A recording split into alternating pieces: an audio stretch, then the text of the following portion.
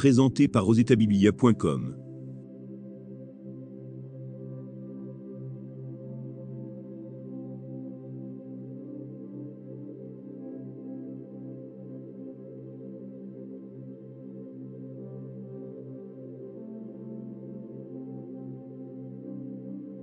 Premier livre de Samuel. 1. Il y avait un homme de Ramathaim Tsophim, de la montagne d'Éphraïm, nommé Elkana, fils de Joroham, fils d'Élihu, fils de Tohu, fils de Tsuf, Éphratien. Il avait 2 femmes, dont l'une s'appelait Anne, et l'autre Penina. Penina avait des enfants, mais Anne n'en avait point. Chaque année, cet homme montait de sa ville à Silo, pour se prosterner devant l'Éternel des armées, et pour lui offrir des sacrifices. Là se trouvaient les 2 fils d'Éli, Ophni et Phiné, sacrificateurs de l'Éternel. Le jour où Elkana offrait son sacrifice, il donnait des portions à Penina, sa femme, et à tous les fils, et à toutes les filles qu'il avait d'elle. Mais il donnait à Anne une portion double, car il aimait Anne, que l'Éternel avait rendue stérile. Sa rivale lui prodiguait les mortifications, pour la porter à s'irriter de ce que l'Éternel l'avait rendue stérile. Et toutes les années il en était ainsi. Chaque fois qu'Anne montait à la maison de l'Éternel, Penina la mortifiait de la même manière. Alors elle pleurait, et ne mangeait point. Elkana, son mari, lui disait, « Anne, pourquoi pleures-tu, et ne manges-tu pas? Pourquoi ton cœur est-il attristé? Est-ce que je ne vaux pas, pour toi mieux que 10 fils ?» Anne se leva, après que l'on eut mangé et bu à Silo. Le sacrificateur Éli était assis sur un siège, près de l'un des poteaux du temple de l'Éternel. Et, l'amertume dans l'âme, elle pria l'Éternel et versa des pleurs. Elle fit un vœu, en disant, « Éternel des armées, si tu daignes regarder l'affliction de ta servante, si tu te souviens de moi, et n'oublie point ta servante, et si tu donnes à ta servante un enfant mâle, je le consacrerai à l'Éternel pour tous les jours de sa vie, et le rasoir ne passera point sur sa tête. » Comme elle restait longtemps en prière devant l'Éternel, Éli observa sa bouche. Anne parlait dans son cœur, et ne faisait que remuer les lèvres, mais on n'entendait point sa voix. Éli pensa qu'elle était ivre, et il lui dit, « Jusqu'à quand seras-tu dans l'ivresse? Fais passer ton vin. » Anne répondit, « Non, mon Seigneur, je suis une femme qui souffre en son cœur, et je n'ai bu ni vin ni boisson enivrante. Mais je répandais mon âme devant l'Éternel. Ne prends pas ta servante pour une femme pervertie, car c'est l'excès de ma douleur et de mon chagrin, qui m'a fait parler jusqu'à présent. » Éli reprit la parole, et dit, « Va en paix, et que le Dieu d'Israël exauce la prière que tu lui as adressée. » Elle dit, « Que ta servante trouve grâce à tes yeux. » Et cette femme s'en alla. Elle mangea, et son visage ne fut plus le même. Ils se levèrent de bon matin, et après s'être prosternés devant l'Éternel, ils s'en retournèrent et revinrent dans leur maison à Rama. Elkana connut Anne, sa femme, et l'Éternel se souvint d'elle. Dans le cours de l'année, Anne devint enceinte, et elle enfanta un fils, qu'elle nomma Samuel, car, dit-elle, je l'ai demandé à l'Éternel. Son mari Elkana monta ensuite avec toute sa maison, pour offrir à l'Éternel le sacrifice annuel, et pour accomplir son vœu.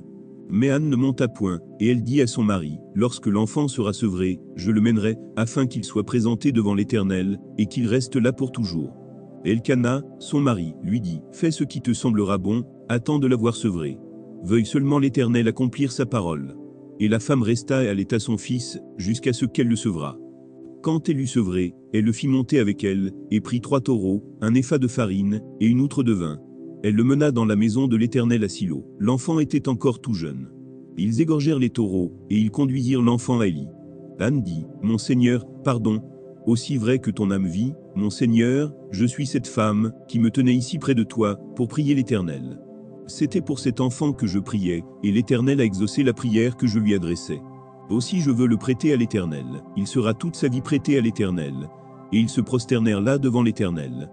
1 Samuel 2.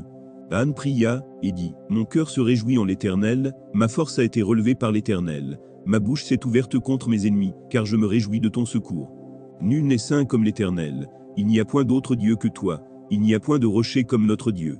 Ne parlez plus avec tant d'auteur, que l'arrogance ne sorte plus de votre bouche. Car l'Éternel est un Dieu qui sait tout, et par lui sont pesées toutes les actions. L'arc des puissants est brisé, et les faibles ont la force pour ceinture. Ceux qui étaient rassasiés se louent pour du pain, et ceux qui étaient affamés se reposent. Même la stérile enfante 7 fois, et celle qui avait beaucoup d'enfants est flétrie. L'Éternel fait mourir, et il fait vivre. Il fait descendre au séjour des morts, et il en fait remonter. L'Éternel appauvrit et il enrichit, il abaisse et il élève. De la poussière il retire le pauvre, du fumier il relève l'indigent, pour les faire asseoir avec les grands. Et il leur donne en partage un trône de gloire, car à l'Éternel sont les colonnes de la terre, et c'est sur elles qu'il a posé le monde. Il gardera les pas de ses bien-aimés. mais les méchants seront anéantis dans les ténèbres, car l'homme ne triomphera point par la force. Les ennemis de l'Éternel trembleront, du haut des cieux, il lancera sur eux son tonnerre. L'Éternel jugera les extrémités de la terre. Il donnera la puissance à son roi, et il relèvera la force de son oint. Elkana s'en alla dans sa maison à Rama, et l'enfant fut au service de l'Éternel devant le sacrificateur Élie. Les fils d'Élie étaient des hommes pervers, ils ne connaissaient point l'Éternel. Et voici quelle était la manière d'agir de ces sacrificateurs à l'égard du peuple. Lorsque quelqu'un offrait un sacrifice, le serviteur du sacrificateur arrivait au moment où l'on faisait cuire la chair. Tenant à la main une fourchette à 3 dents, il piquait dans la chaudière, dans le chaudron, dans la marmite ou dans le pot, et tout ce que la fourchette amenait, le sacrificateur le prenait pour lui. C'est ainsi qu'ils agissaient à l'égard de tous ceux d'Israël qui venaient là à Silo. Même avant qu'on fît brûler la graisse, le serviteur du sacrificateur arrivait et disait à celui qui offrait le sacrifice, « Donne pour le sacrificateur de la chair à rôtir. Il ne recevra de toi point de chair cuite, c'est de la chair crue qu'il veut. » Et si l'homme lui disait, « Quand on aura brûlé la graisse, tu prendras ce qui te plaira », le serviteur répondait, « Non, tu donneras maintenant, sinon je prends de force. » Ces jeunes gens se rendaient coupables devant l'Éternel d'un très grand péché, parce qu'ils méprisaient les offrandes de l'Éternel. Samuel faisait le service devant l'Éternel, et cet enfant était revêtu d'un éphod de lin. Sa mère lui faisait chaque année une petite robe, et la lui apportait en montant avec son mari, pour offrir le sacrifice annuel. Élie bénit Elkana et sa femme, en disant, « Que l'Éternel te fasse avoir des enfants de cette femme, pour remplacer celui qu'elle a prêté à l'Éternel. » Et ils s'en retournèrent chez eux. Lorsque l'Éternel eut visité Anne, elle devint enceinte, et elle enfanta 3 fils et 2 filles. Et le jeune Samuel grandissait auprès de l'Éternel. Élie était fort âgé, et il apprit comment ses fils agissaient à l'égard de tout Israël. Il apprit aussi qu'il couchait avec les femmes qui s'assemblaient à l'entrée de la tente d'assignation. Il leur dit, « Pourquoi faites-vous de telles choses? Car j'apprends de tout le peuple vos mauvaises actions. Non, mes enfants, ce que j'entends dire n'est pas bon. Vous faites pécher le peuple de l'Éternel. Si un homme pêche contre un autre homme, Dieu le jugera. Mais s'il pêche contre l'Éternel, qui intercédera pour lui? » Et ils n'écoutèrent point la voix de leur père, car l'Éternel voulait les faire mourir. Le jeune Samuel continuait à grandir, et il était agréable à l'Éternel et aux hommes. Un homme de Dieu vint auprès d'Élie, et lui dit, « Ainsi parle l'Éternel, ne me suis-je pas révélé à la maison de ton père, lorsqu'ils étaient en Égypte dans la maison de Pharaon? Je l'ai choisi parmi toutes les tribus d'Israël, pour être à mon service dans le sacerdoce, pour monter à mon autel, pour brûler le parfum, pour porter les faux devant moi, et j'ai donné à la maison de ton père tous les sacrifices consumés par le feu, et offerts par les enfants d'Israël. Pourquoi foulez-vous aux pieds mes sacrifices et mes offrandes, que j'ai ordonné de faire dans ma demeure? Et d'où vient que tu honores tes fils plus que moi, afin de vous engraisser des prémices de toutes les offrandes d'Israël, mon peuple? C'est pourquoi voici ce que dit l'Éternel, le Dieu d'Israël. J'avais déclaré que ta maison et la maison de ton père marcheraient devant moi à perpétuité. Et maintenant, dit l'Éternel, loin de moi, car j'honorerai celui qui m'honore, mais ceux qui me méprisent seront méprisés. Voici, le temps arrive où je retrancherai ton bras et le bras de la maison de ton père, en sorte qu'il n'y aura plus de vieillards dans ta maison. Tu verras un adversaire dans ma demeure, tandis qu'Israël sera comblé de bien par l'Éternel, et il n'y aura plus jamais de vieillards dans ta maison. Je laisserai subsister auprès de mon autel l'un des tiens, afin de consumer tes yeux et d'attrister ton âme, mais tous ceux de ta maison mourront dans la force de l'âge. Et tu auras pour signe ce qui arrivera à tes 2 fils, Ophni et Phiné. Ils mourront tous les 2 le même jour. Je m'établirai un sacrificateur fidèle, qui agira selon mon cœur, et selon mon âme. Je lui bâtirai une maison stable, et il marchera toujours devant mon oint. Et quiconque restera de ta maison viendra se prosterner devant lui, pour avoir une pièce d'argent, et un morceau de pain, et dira, « Attache-moi, je te prie, à l'une des fonctions du sacerdoce, afin que j'aie un morceau de pain à manger. » 1 Samuel 3. Le jeune Samuel était au service de l'Éternel devant Élie. La parole de l'Éternel était rare en ce temps-là, les visions n'étaient pas fréquentes. En ce même temps, Élie, qui commençait à avoir les yeux troubles, et ne pouvait plus voir, était couché à sa place. La lampe de Dieu n'était pas encore éteinte, et Samuel était couché dans le temple de l'Éternel, où était l'arche de Dieu. Alors l'Éternel appela Samuel. Il répondit, « Me voici. » Et il courut vers Élie, et dit, « Me voici, car tu m'as appelé. » Élie répondit, « Je n'ai point appelé, retourne te coucher. » Et il alla se coucher. L'Éternel appela de nouveau Samuel. Et Samuel se leva, alla vers Élie, et dit, « Me voici, car tu m'as appelé. » Élie répondit, « Je n'ai point appelé, mon fils, retourne te coucher. » Samuel ne connaissait pas encore l'Éternel, et la parole de l'Éternel ne lui avait pas encore été révélée. L'Éternel appela de nouveau Samuel, pour la 3e fois. Et Samuel se leva, alla vers Élie, et dit, « Me voici, car tu m'as appelé. » Élie comprit que c'était l'Éternel qui appelait l'enfant, Et il dit à Samuel, va, couche-toi, et si l'on t'appelle, tu diras, parle, Éternel, car ton serviteur écoute. Et Samuel alla se coucher à sa place. L'Éternel vint et se présenta, et il appela comme les autres fois, Samuel, Samuel. Et Samuel répondit, parle, car ton serviteur écoute. Alors l'Éternel dit à Samuel, voici, je vais faire en Israël une chose qui étourdira les oreilles de quiconque l'entendra. En ce jour j'accomplirai sur Élie tout ce que j'ai prononcé contre sa maison, je commencerai et j'achèverai. Je lui ai déclaré que je veux punir sa maison à perpétuité, à cause du crime dont il a connaissance, et par lequel ses fils se sont rendus méprisables, sans qu'il les ait réprimés. C'est pourquoi je jure à la maison d'Élie, que jamais le crime de la maison d'Élie ne sera expié, ni par des sacrifices ni par des offrandes. Samuel resta couché jusqu'au matin, puis il ouvrit les portes de la maison de l'Éternel. Samuel craignait de raconter la vision à Élie. Mais Élie appela Samuel, et dit, Samuel, mon fils. Il répondit, me voici. Et Élie dit, quelle est la parole que t'a adressée l'Éternel? Ne me cache rien. Que Dieu te traite dans toute sa rigueur, si tu me caches quelque chose, de tout ce qu'il t'a dit. Samuel lui raconta tout, sans lui rien cacher. Et Élie dit, c'est l'Éternel, qu'il fasse ce qui lui semblera bon. Samuel grandissait. L'Éternel était avec lui, et il ne laissa tomber à terre aucune de ses paroles. Tout Israël, depuis Dan jusqu'à Beersheba, reconnut que Samuel était établi prophète de l'Éternel. L'Éternel continuait à apparaître dans Silo, car l'Éternel se révélait à Samuel, dans Silo, par la parole de l'Éternel. 1 Samuel 4. La parole de Samuel s'adressait à tout Israël. Israël sortit à la rencontre des Philistins, pour combattre. Ils campèrent près des bancs aisés, et les Philistins étaient campés à Aphek. Les Philistins se rangèrent en bataille contre Israël, et le combat s'engagea. Israël fut battu par les Philistins, qui tuèrent sur le champ de bataille environ 4000 hommes. Le peuple rentra au camp, et les anciens d'Israël dirent, « Pourquoi l'Éternel nous a-t-il laissé battre aujourd'hui par les Philistins? Allons chercher à Silo l'arche de l'alliance de l'Éternel, qu'elle vienne au milieu de nous, et qu'elle nous délivre de la main de nos ennemis. » Le peuple envoya à Silo, d'où l'on apporta l'arche de l'alliance de l'Éternel des armées qui siègent entre les chérubins. Les deux fils d'Élie, Ophni et Phiné, étaient là, avec l'arche de l'alliance de Dieu. Lorsque l'arche de l'alliance de l'Éternel entra dans le camp, tout Israël poussa de grands cris de joie, et la terre en fut ébranlée. Le retentissement de ces cris fut entendu des Philistins, et ils dirent, que signifient ces grands cris, qui retentissent dans le camp des Hébreux? Et ils apprirent que l'arche de l'Éternel était arrivée au camp. Les Philistins eurent peur, parce qu'ils crurent que Dieu était venu dans le camp. Malheur à nous, dirent-ils, car il n'en a pas été ainsi jusqu'à présent. Malheur à nous, qui nous délivrera de la main de ces dieux puissants? Ce sont ces dieux qui ont frappé les Égyptiens de toutes sortes de plaies dans le désert. Fortifiez-vous et soyez des hommes, Philistins, de peur que vous ne soyez asservis aux Hébreux, comme ils vous ont été asservis. Soyez des hommes et combattez. Les Philistins livrèrent bataille, et Israël fut battu. Chacun s'enfuit dans sa tente. La défaite fut très grande, et il tomba d'Israël 30 000 hommes de pied. L'arche de Dieu fut prise, et les deux fils d'Élie, Ophni et Phiné, moururent. Un homme de Benjamin accourut du champ de bataille, et vint à Silo le même jour, les vêtements déchirés, et la tête couverte de terre.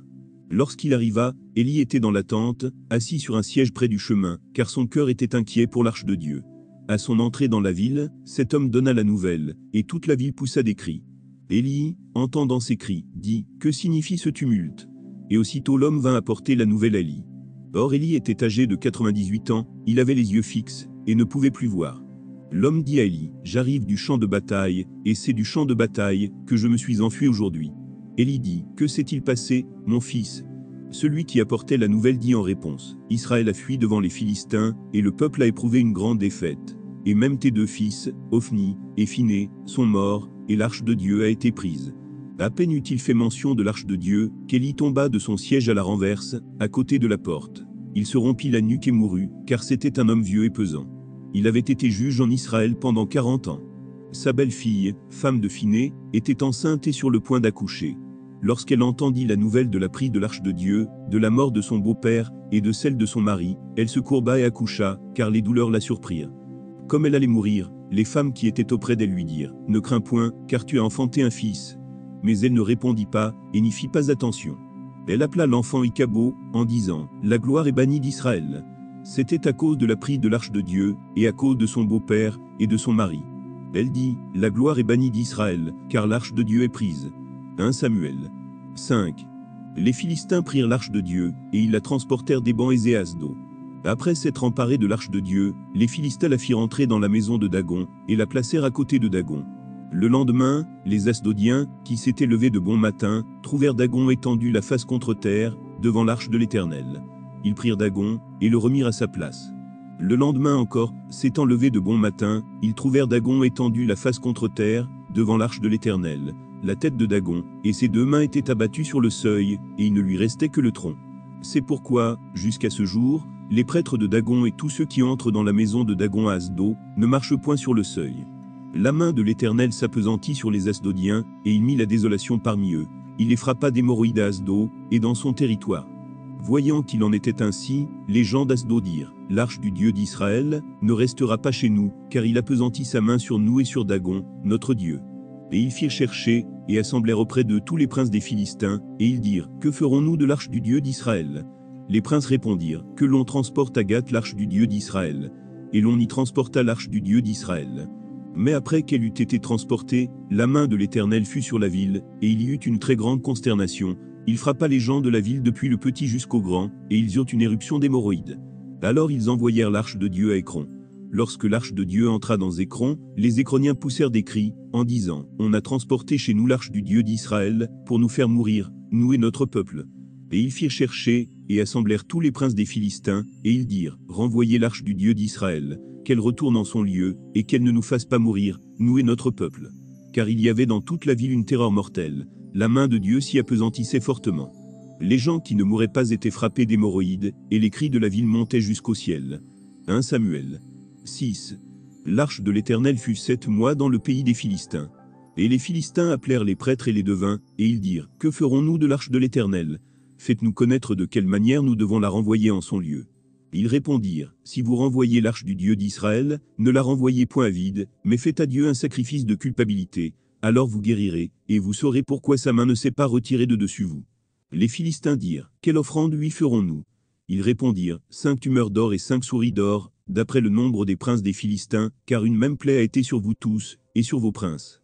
Faites des figures de vos tumeurs et des figures de vos souris qui ravagent le pays, et donnez gloire au Dieu d'Israël. Peut-être cessera-t-il d'appesantir sa main sur vous, sur vos dieux, et sur votre pays. Pourquoi endurciriez-vous votre cœur, comme les Égyptiens et Pharaon ont endurci leur cœur? N'exerça-t-il pas ses châtiments sur eux, et ne laissèrent-ils pas alors partir les enfants d'Israël? Maintenant, faites un char tout neuf, et prenez 2 vaches, qui allaient et qui n'aient point porté le joug. Attelez les vaches au char, et ramenez à la maison leurs petits qui sont derrière elles. Vous prendrez l'arche de l'Éternel, et vous la mettrez sur le char. Vous placerez à côté d'elle, dans un coffre, les objets d'or, que vous donnez à l'Éternel en offrande pour le péché, puis vous la renverrez, et elle partira. Suivez-la du regard. Si elle monte par le chemin de sa frontière vers Beth-Shemesh, c'est l'Éternel qui nous a fait ce grand mal. Sinon, nous saurons que ce n'est pas sa main qui nous a frappés, mais que cela nous est arrivé par hasard. » Ces gens firent ainsi. Ils prirent 2 vaches qui allaitaient, et les attelèrent au char, et ils enfermèrent les petits dans la maison. Ils mirent sur le char l'arche de l'Éternel, et le coffre avec les souris d'or, et les figures de leurs tumeurs. Les vaches prirent directement le chemin de Beth-Shemesh. Elles suivirent toujours la même route en mugissant, et elles ne se détournèrent, ni à droite ni à gauche. Les princes des Philistins allèrent derrière elles, jusqu'à la frontière de Beth-Shemesh. Les habitants de Beth-Shemesh moissonnaient les blés dans la vallée. Ils levèrent les yeux, aperçurent l'arche, et se réjouirent en la voyant. Le char arriva dans le champ de Josué de Beth-Shemesh, et s'y arrêta. Il y avait là une grande pierre. On fendit le bois du char, et l'on offrit les vaches en holocauste à l'Éternel. Les Lévites descendirent l'arche de l'Éternel, et le coffre qui était à côté d'elle, et qui contenait les objets d'or, et ils posèrent le tout sur la grande pierre. Les gens de Beth-Shemesh offrirent en ce jour des holocaustes et des sacrifices à l'Éternel. Les 5 princes des Philistins, après avoir vu cela, retournèrent à Écron le même jour.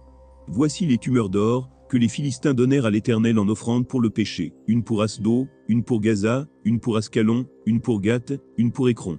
Il y avait aussi des souris d'or selon le nombre de toutes les villes des Philistins, appartenant aux 5 chefs, tant des villes fortifiées, que des villages sans murailles. C'est ce qu'atteste la grande pierre sur laquelle on déposa l'arche de l'Éternel, et qui est encore aujourd'hui dans le champ de Josué de Beth-Shemesh. L'Éternel frappa les gens de Beth-Shemesh, lorsqu'ils regardèrent l'arche de l'Éternel. Il frappa 50 070 hommes parmi le peuple. Et le peuple fut dans la désolation, parce que l'Éternel l'avait frappé d'une grande plaie. Les gens de Beth-Shemesh dirent, « Qui peut subsister en présence de l'Éternel, de ce Dieu saint? Et vers qui l'arche doit-elle monter, en s'éloignant de nous ?» Ils envoyèrent des messagers aux habitants de Kirjath-Jérim, pour leur dire, « Les Philistins ont ramené l'arche de l'Éternel. Descendez, et faites-la monter vers vous. » 1 Samuel 7. Les gens de Kirjat-Jérim vinrent et firent monter l'arche de l'Éternel. Ils la conduisirent dans la maison d'Abinadab, sur la colline, et ils consacrèrent son fils Éléazar, pour garder l'arche de l'Éternel. Il s'était passé bien du temps depuis le jour où l'arche avait été déposée à Kirjat-Jérim. 20 années s'étaient écoulées. Alors toute la maison d'Israël poussa des gémissements vers l'Éternel. Samuel dit à toute la maison d'Israël, « Si c'est de tout votre cœur que vous revenez à l'Éternel, ôtez du milieu de vous les dieux étrangers et les Astartés, dirigez votre cœur vers l'Éternel, et servez-le lui seul, et il vous délivrera de la main des Philistins. » Et les enfants d'Israël ôtèrent du milieu d'eux les Baals et les Astartés, et ils servirent l'Éternel seul. Samuel dit, « Assemblez tout Israël à Mitzpa, et je prierai l'Éternel pour vous. » Et ils s'assemblèrent à Mitzpa. Ils puisèrent de l'eau, et la répandirent devant l'Éternel, et ils jeûnèrent ce jour-là, en disant, « Nous avons péché contre l'Éternel. » Samuel jugea les enfants d'Israël à Mitzpa. Les Philistins apprirent que les enfants d'Israël s'étaient assemblés à Mitzpa, et les princes des Philistins montèrent contre Israël. À cette nouvelle, les enfants d'Israël eurent peur des Philistins, et ils dirent à Samuel, « Ne cesse point de crier pour nous à l'Éternel, notre Dieu, afin qu'il nous sauve de la main des Philistins. » Samuel prit un agneau de lait, et l'offrit tout entier en holocauste à l'Éternel. Il cria à l'Éternel pour Israël, et l'Éternel l'exauça. Pendant que Samuel offrait l'holocauste, les Philistins s'approchèrent pour attaquer Israël. L'Éternel fit retentir en ce jour son tonnerre sur les Philistins, et les mit en déroute. Ils furent battus devant Israël. Les hommes d'Israël sortirent de Mitzpa, poursuivirent les Philistins, et les battirent jusqu'au-dessous de Besca. Samuel prit une pierre, qu'il plaça entre Mitzpa et Champ, et il l'appela du nom d'Éban-Ézé, en disant, « Jusqu'ici l'Éternel nous a secourus. » Ainsi les Philistins furent humiliés, et il ne vint plus sur le territoire d'Israël. La main de l'Éternel fut contre les Philistins pendant toute la vie de Samuel. Les villes que les Philistins avaient prises sur Israël retournèrent à Israël, depuis Écron jusqu'à Gath, avec leur territoire. Israël les arracha de la main des Philistins. Et il y eut paix entre Israël et les Amoréens. Samuel fut juge en Israël pendant toute sa vie. Il allait chaque année faire le tour de Bethel, de Gilgal et de Mitzpa, et il jugeait Israël dans tous ces lieux. Puis il revenait à Rama, où était sa maison, et là il jugeait Israël, et il y bâtit un autel à l'Éternel. 1 Samuel 8. Lorsque Samuel devint vieux, il établit ses fils juges sur Israël. Son fils premier-né se nommait Joël, et le second Abijah. Ils étaient juges à Beersheba. Les fils de Samuel ne marchèrent point sur ses traces. Ils se livraient à la cupidité, recevaient des présents, et violaient la justice. Tous les anciens d'Israël s'assemblèrent, et vinrent auprès de Samuel à Rama. Ils lui dirent, « Voici, tu es vieux, et tes fils ne marchent point sur tes traces. Maintenant, établis sur nous un roi pour nous juger, comme il y en a chez toutes les nations. » Samuel vit avec déplaisir qu'il disait, « Donne-nous un roi pour nous juger. » Et Samuel pria l'Éternel. L'Éternel dit à Samuel, « Écoute la voix du peuple, dans tout ce qu'il te dira, car ce n'est pas toi qu'il rejette, c'est moi qu'il rejette, afin que je ne règne plus sur eux. Ils agissent à ton égard, comme ils ont toujours agi, depuis que je les ai fait monter d'Égypte, jusqu'à ce jour. Ils m'ont abandonné, pour servir d'autres dieux. Écoute donc leur voix, mais donne-leur des avertissements, et fais-leur connaître le droit du roi qui régnera sur eux. » Samuel rapporta toutes les paroles de l'Éternel au peuple, qui lui demandait un roi. Il dit, « Voici quel sera le droit du roi qui régnera sur vous. Il prendra vos fils, et il les mettra sur ses chars, et parmi ses cavaliers, afin qu'ils courent devant son char. Il s'en fera des chefs de 1000 et des chefs de 50, et il les emploiera à labourer ses terres, à récolter ses moissons, à fabriquer ses armes de guerre, et l'attirail de ses chars.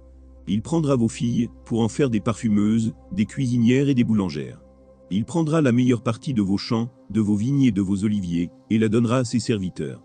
Il prendra la dîme du produit de vos semences et de vos vignes, et la donnera à ses serviteurs. Il prendra vos serviteurs et vos servantes, vos meilleurs bœufs et vos ânes, et s'en servira pour ses travaux. Il prendra la dîme de vos troupeaux, et vous-même serez ses esclaves. Et alors vous crierez contre votre roi, que vous vous serez choisi, mais l'Éternel ne vous exaucera point. Le peuple refusa d'écouter la voix de Samuel. Non, dirent-ils, mais il y aura un roi sur nous, et nous aussi nous serons comme toutes les nations. Notre roi nous jugera, il marchera à notre tête, et conduira nos guerres. Samuel, après avoir entendu toutes les paroles du peuple, les redit aux oreilles de l'Éternel. Et l'Éternel dit à Samuel, « Écoute leur voix, et établis un roi sur eux. » Et Samuel dit aux hommes d'Israël, « Allez-vous-en chacun dans sa ville. » 1 Samuel 9. Il y avait un homme de Benjamin, nommé Ki, fils d'Abiel, fils de Tseror, fils de Bekorat, fils d'Aphiach, fils d'un Benjamite. C'était un homme fort et vaillant. Il avait un fils du nom de Saul, jeune, et beau, plus beau qu'aucun des enfants d'Israël, et les dépassant tous de la tête. Les ânesses de Ki, père de Saul, s'égarèrent, et qui dit à Saül, son fils, prends avec toi l'un des serviteurs, lève-toi, va, et cherche les ânesses. Il passa par la montagne d'Éphraïm, et traversa le pays de Shalisha, sans les trouver. Ils passèrent par le pays de Shaalim, et elles n'y étaient pas. Ils parcoururent le pays de Benjamin, et ils ne les trouvèrent pas. Ils étaient arrivés dans le pays de Tsuf, lorsque Saül dit à son serviteur qui l'accompagnait, « Viens, retournons, de peur que mon père, oubliant les ânesses, ne soit en peine de nous. » Le serviteur lui dit, « Voici, il y a dans cette ville un homme de Dieu, et c'est un homme considéré. Tout ce qu'il dit ne manque pas d'arriver. Allons-y donc, peut-être nous fera-t-il connaître le chemin que nous devons prendre. » Saül dit à son serviteur, « Mais si nous y allons, que porterons-nous à l'homme de Dieu? Car il n'y a plus de provisions dans nos sacs, et nous n'avons aucun présent à offrir à l'homme de Dieu. Qu'est-ce que nous avons ?»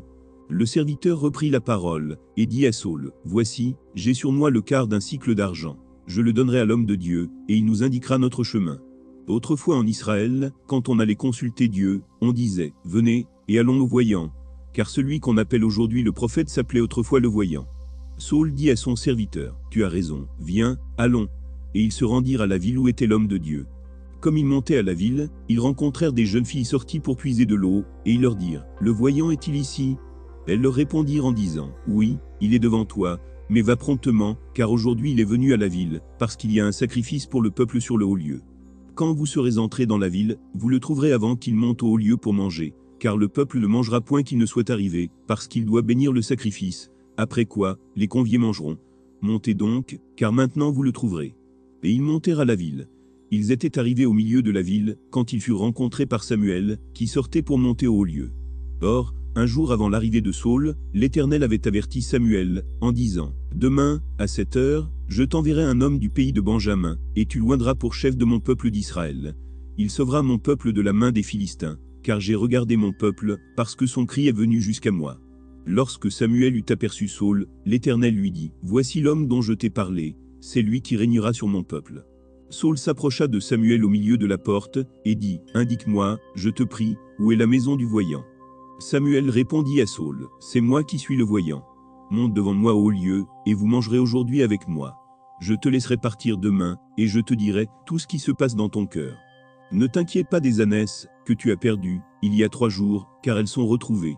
Et pour qui est réservé tout ce qu'il y a de précieux en Israël? N'est-ce pas pour toi, et pour toute la maison de ton père ?» Saül répondit, « Ne suis-je pas benjamite, de l'une des plus petites tribus d'Israël? Et ma famille n'est-elle pas la moindre de toutes les familles de la tribu de Benjamin? Pourquoi donc me parles-tu de la sorte ?» Samuel prit Saül et son serviteur, les fit entrer dans la salle, et leur donna une place à la tête des conviés, qui étaient environ 30 hommes.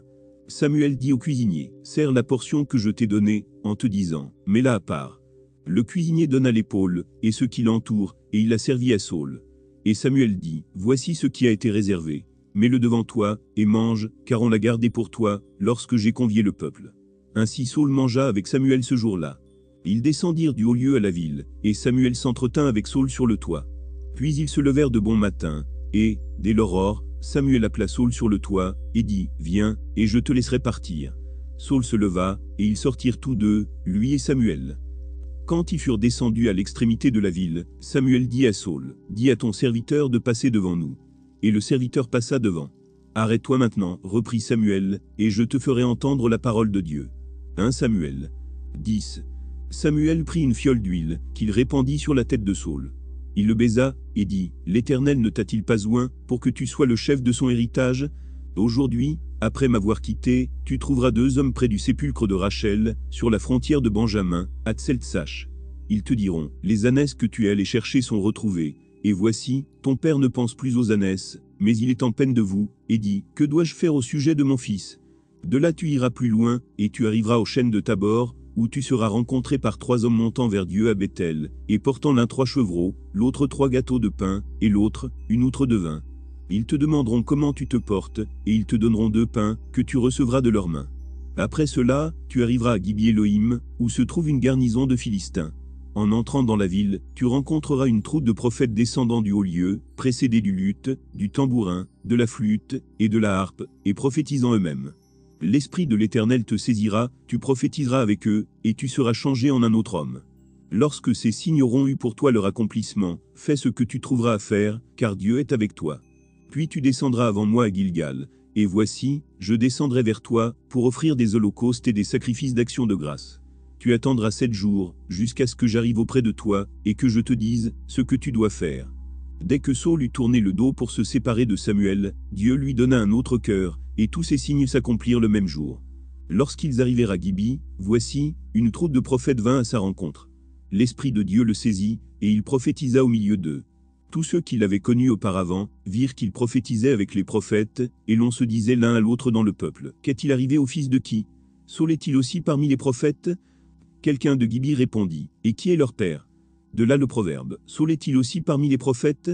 Lorsqu'il eut fini de prophétiser, il se rendit au haut lieu. L'oncle de Saul dit à Saul, et à son serviteur, où êtes-vous allés? Saul répondit, cherchez les ânesses. Mais nous ne les avons pas aperçus, et nous sommes allés vers Samuel. L'oncle de Saul reprit, raconte-moi donc ce que vous a dit Samuel. Et Saul répondit à son oncle, il nous a assuré que les ânesses étaient retrouvées. Et il ne lui dit rien de la royauté dont avait parlé Samuel. Samuel convoqua le peuple devant l'Éternel à Mitzpa, et il dit aux enfants d'Israël, ainsi parle l'Éternel, le Dieu d'Israël, j'ai fait monter d'Égypte Israël, et je vous ai délivré de la main des Égyptiens, et de la main de tous les royaumes qui vous opprimaient. Et aujourd'hui, vous rejetez votre Dieu, qui vous a délivré de tous vos maux, et de toutes vos souffrances, et vous lui dites, établis un roi sur nous. Présentez-vous maintenant devant l'Éternel, selon vos tribus, et selon vos milliers. Samuel fit approcher toutes les tribus d'Israël, et la tribu de Benjamin fut désignée. Il fit approcher la tribu de Benjamin par famille, et la famille de Matri fut désignée. Puis Saul, fils de Qui, fut désigné. On le chercha, mais on ne le trouva point. On consulta de nouveau l'Éternel. Y a-t-il encore un homme qui soit venu ici? Et l'Éternel dit, voici, il est caché vers les bagages. On courut le tirer de là, et il se présenta au milieu du peuple. Il les dépassait tous de la tête. Samuel dit à tout le peuple, voyez-vous celui que l'Éternel a choisi? Il n'y a personne dans tout le peuple qui soit semblable à lui. Et tout le peuple poussa les cris de « Vive le roi !» Samuel fit alors connaître au peuple le droit de la royauté, et il l'écrivit dans un livre, qu'il déposa devant l'Éternel. Puis il renvoya tout le peuple, chacun chez soi. Saul aussi s'en alla dans sa maison à Gibi. Il fut accompagné par les honnêtes gens, dont Dieu avait touché le cœur. Il y eut toutefois des hommes pervers, qui disaient « Quoi? C'est celui-ci qui nous sauvera !» Et ils le méprisèrent, et ne lui apportèrent aucun présent. Mais Saul n'y prit point garde. 1 Samuel 11. Nachash, l'ammonite, vint assiéger Jabès en Galaad. Tous les habitants de Jabès dirent à Nachash, traite alliance avec nous, et nous te servirons. Mais Nachash, l'ammonite, leur répondit, je traiterai avec vous à la condition que je vous crève à tous l'œil droit, et que j'imprime ainsi un opprobre sur tout Israël. Les anciens de Jabès lui dirent, accorde-nous une trêve de 7 jours, afin que nous envoyions des messagers dans tout le territoire d'Israël, et s'il n'y a personne qui nous secourt, nous nous rendrons à toi. Les messagers arrivèrent à Gibi de Saul, et dirent ces choses aux oreilles du peuple. Et tout le peuple éleva la voix, et pleura. Et voici, Saul revenait des champs, derrière ses bœufs, et il dit, qu'a donc le peuple pour pleurer? On lui raconta ce qu'avaient dit ceux de Jabès. Dès que Saul eut entendu ces choses, il fut saisi par l'Esprit de Dieu, et sa colère s'enflamma fortement. Il prit une paire de bœufs, et les coupa en morceaux, qu'il envoya par les messagers dans tout le territoire d'Israël, en disant, quiconque ne marchera pas à la suite de Saul et de Samuel, aura ses bœufs traités de la même manière. La terreur de l'Éternel s'empara du peuple, qui se mit en marche comme un seul homme. Saul en fit la revue à Bézek. Les enfants d'Israël étaient 300 000, et les hommes de Juda 30 000. Ils dirent aux messagers qui étaient venus, vous parlerez ainsi aux habitants de Jabès en Galaad, demain vous aurez du secours, quand le soleil sera dans sa chaleur. Les messagers portèrent cette nouvelle à ceux de Jabès, qui furent remplis de joie, et qui dirent aux Ammonites, demain nous nous rendrons à vous, et vous nous traiterez comme bon vous semblera. Le lendemain, Saul divisa le peuple en 3 corps. Ils pénétrèrent dans le camp des Ammonites à la veille du matin, et ils les battirent jusqu'à la chaleur du jour. Ceux qui échappèrent furent dispersés, et il n'en resta pas 2 ensemble. Le peuple dit à Samuel, qui est-ce qui disait, Saul régnera-t-il sur nous? Livrez ces gens, et nous les ferons mourir. Mais Saul dit, personne ne sera mis à mort en ce jour, car aujourd'hui l'Éternel a opéré une délivrance en Israël. Et Samuel dit au peuple, venez, et allons à Gilgal, pour y confirmer la royauté. Tout le peuple se rendit à Gilgal, et ils établirent Saul pour roi, devant l'Éternel, à Gilgal.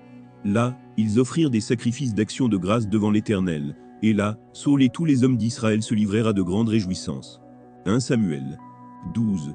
Samuel dit à tout Israël, voici, j'ai écouté votre voix, dans tout ce que vous m'avez dit, et j'ai établi un roi sur vous.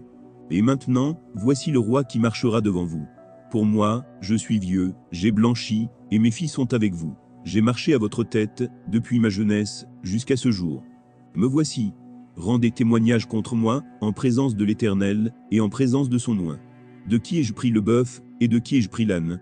Qui ai-je opprimé, et qui ai-je traité durement? De qui ai-je reçu un présent, pour fermer les yeux sur lui? Je vous le rendrai. Ils répondirent, tu ne nous as point opprimés, et tu ne nous as point traités durement, et tu n'as rien reçu de la main de personne. Il leur dit encore, l'Éternel est témoin contre vous, et son doigt est témoin, en ce jour, que vous n'avez rien trouvé dans mes mains. Et ils répondirent, ils en sont témoins. Alors Samuel dit au peuple, c'est l'Éternel qui a établi Moïse et Aaron, et qui a fait monter vos pères du pays d'Égypte. Maintenant, présentez-vous, et je vous jugerai devant l'Éternel sur tous les bienfaits que l'Éternel vous a accordés, à vous et à vos pères. Après que Jacob fut venu en Égypte, vos pères crièrent à l'Éternel, et l'Éternel envoya Moïse et Aaron, qui firent sortir vos pères d'Égypte, et les firent habiter dans ce lieu. Mais ils oublièrent l'Éternel, leur Dieu, et il les vendit entre les mains de Sisra, chef de l'armée de Hatsor, entre les mains des Philistins, et entre les mains du roi de Moab, qui leur firent la guerre. Ils crièrent encore à l'Éternel, et dirent, nous avons péché, car nous avons abandonné l'Éternel, et nous avons servi les Baals et les Astartés. Délivre-nous maintenant de la main de nos ennemis, et nous te servirons. Et l'Éternel envoya Jerubbaal, Bedan, Jephthé, et Samuel, et il vous délivra de la main de vos ennemis qui vous entouraient, et vous demeurâtes en sécurité. Puis, voyant que Nachash, roi des fils d'Ammon, marchait contre vous, vous m'avez dit, non, mais un roi régnera sur nous. Et cependant l'Éternel, votre Dieu, était votre roi. Voici donc le roi que vous avez choisi, que vous avez demandé. Voici, l'Éternel a mis sur vous un roi. Si vous craignez l'Éternel, si vous le servez, si vous obéissez à sa voix, et si vous n'êtes point rebelle à la parole de l'Éternel, vous vous attacherez à l'Éternel, votre Dieu, vous et le roi qui règne sur vous. Mais si vous n'obéissez pas à la voix de l'Éternel, et si vous êtes rebelle à la parole de l'Éternel, la main de l'Éternel sera contre vous, comme elle a été contre vos pères. Attendez encore ici, et voyez le prodige que l'Éternel va opérer sous vos yeux. Ne sommes-nous pas à la moisson des blés? J'invoquerai l'Éternel, et il enverra du tonnerre, et de la pluie. Sachez alors et voyez combien vous avez eu tort aux yeux de l'Éternel de demander pour vous un roi. Samuel invoqua l'Éternel, et l'Éternel envoya ce même jour du tonnerre, et de la pluie. Tout le peuple eut une grande crainte de l'Éternel et de Samuel. Et tout le peuple dit à Samuel, prie l'Éternel, ton Dieu, pour tes serviteurs, afin que nous ne mourions pas, car nous avons ajouté à tous nos péchés, le tort de demander pour nous un roi. Samuel dit au peuple, n'ayez point de crainte. Vous avez fait tous mal, mais ne vous détournez pas de l'Éternel, et servez l'Éternel de tout votre cœur. Ne vous en détournez pas, sinon, vous iriez après des choses de néant, qui n'apportent ni profit ni délivrance, parce que ce sont des choses de néant. L'Éternel n'abandonnera point son peuple, à cause de son grand nom, car l'Éternel a résolu de faire de vous son peuple. Loin de moi aussi de pécher contre l'Éternel, de cesser de prier pour vous. Je vous enseignerai le bon et le droit chemin. Craignez seulement l'Éternel, et servez-le fidèlement de tout votre cœur, car voyez quelle puissance il déploie parmi vous. Mais si vous faites le mal, vous périrez, vous et votre roi. 1 Samuel. 13. Saul était âgé de ans lorsqu'il devint roi, et il avait déjà régné 2 ans sur Israël. Saul choisit 3000 hommes d'Israël. 2000 étaient avec lui à Michmash, et sur la montagne de Bethel, et 1000 étaient avec Jonathan à Gibi de Benjamin. Il renvoya le reste du peuple, chacun à sa tente. Jonathan bâtit le poste des Philistins qui était à Géba, et les Philistins la prirent. Saul fit sonner de la trompette dans tout le pays, en disant, que les Hébreux écoutent. Tout Israël entendit que l'on disait, Saul a battu le poste des Philistins, et Israël se rend odieux aux Philistins. Et le peuple fut convoqué auprès de Saul à Gilgal. Les Philistins s'assemblèrent pour combattre Israël. Ils avaient 1000 chars et 6000 cavaliers, et ce peuple était innombrable, comme le sable qui est sur le bord de la mer. Il vint camper à Michmash, à l'orient de Beth-Aven. Les hommes d'Israël se virent à l'extrémité, car ils étaient serrés de près, et ils se cachèrent dans les cavernes, dans les buissons, dans les rochers, dans les tours, et dans les citernes. Il y eut aussi des Hébreux qui passèrent le Jourdain, pour aller au pays de Ga et de Gala. Saul était encore à Gilgal, et tout le peuple qui se trouvait auprès de lui tremblait. Il attendit 7 jours, selon le terme fixé par Samuel. Mais Samuel n'arrivait pas à Gilgal, et le peuple se dispersait loin de Saul. Alors Saul dit, amenez-moi l'holocauste et les sacrifices d'action de grâce. Et il offrit l'holocauste. Comme il achevait d'offrir l'holocauste, voici, Samuel arriva, et Saul sortit au-devant de lui pour le saluer. Samuel dit, qu'as-tu fait?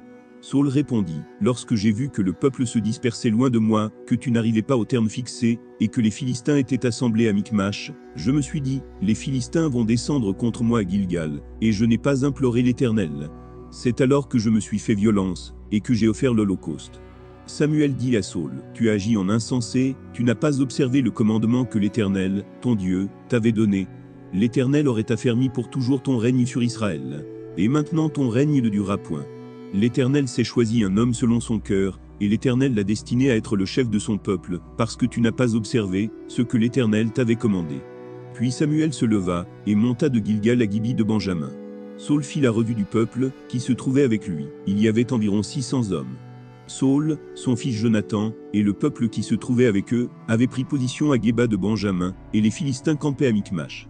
Il sortit du camp des Philistins 3 corps pour ravager. L'un prit le chemin d'Ophra, vers le pays de Shual. L'autre prit le chemin de Bessoron, et le troisième prit le chemin de la frontière qui regarde la vallée de Tseboïn, du côté du désert. On ne trouvait point de forgerons dans tout le pays d'Israël, car les Philistins avaient dit, empêchons les Hébreux de fabriquer des épées ou des lances. Et chaque homme en Israël descendait chez les Philistins, pour aiguiser son soc, son hoyau, sa hache et sa bêche, quand le tranchant des bêches, des hoyaux, des tridents et des haches, était émoussé, et pour redresser les aiguillons. Il arriva qu'au jour du combat, il ne se trouvait ni épée ni lance entre les mains de tout le peuple qui était avec Saul et Jonathan. Il ne s'en trouvait qu'auprès de Saul et de Jonathan, son fils. Un poste de Philistins vint s'établir au passage de Michmash. 1 Samuel 14. Un jour, Jonathan, fils de Saul, dit au jeune homme qui portait ses armes, « Viens, et poussons jusqu'au poste des Philistins qui est là de l'autre côté. » Et il n'en dit rien à son père. Saul se tenait à l'extrémité de Gibi, sous le grenadier de Migron, et le peuple qui était avec lui formait environ 600 hommes. Achija, fils d'Achitub, frère d'Ikabo, fils de Phiné, fils d'Éli, sacrificateur de l'Éternel à Silo, portait les faux. Le peuple ne savait pas que Jonathan s'en fût allé. Entre les passages par lesquels Jonathan cherchait à arriver au poste des Philistins, il y avait une dent de rocher d'un côté et une dent de rocher de l'autre côté, l'une portant le nom de Botsé, et l'autre celui de Séné. L'une de ces dents est au nord vis-à-vis de Michmash, et l'autre au midi vis-à-vis de Géba. Jonathan dit au jeune homme qui portait ses armes, « Viens, et poussons jusqu'au poste de ces incirconcis.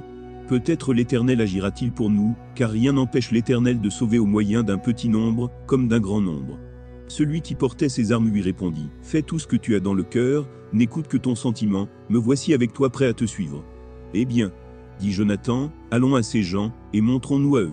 S'ils nous disent, arrêtez, jusqu'à ce que nous venions à vous, nous resterons en place, et nous ne monterons point vers eux.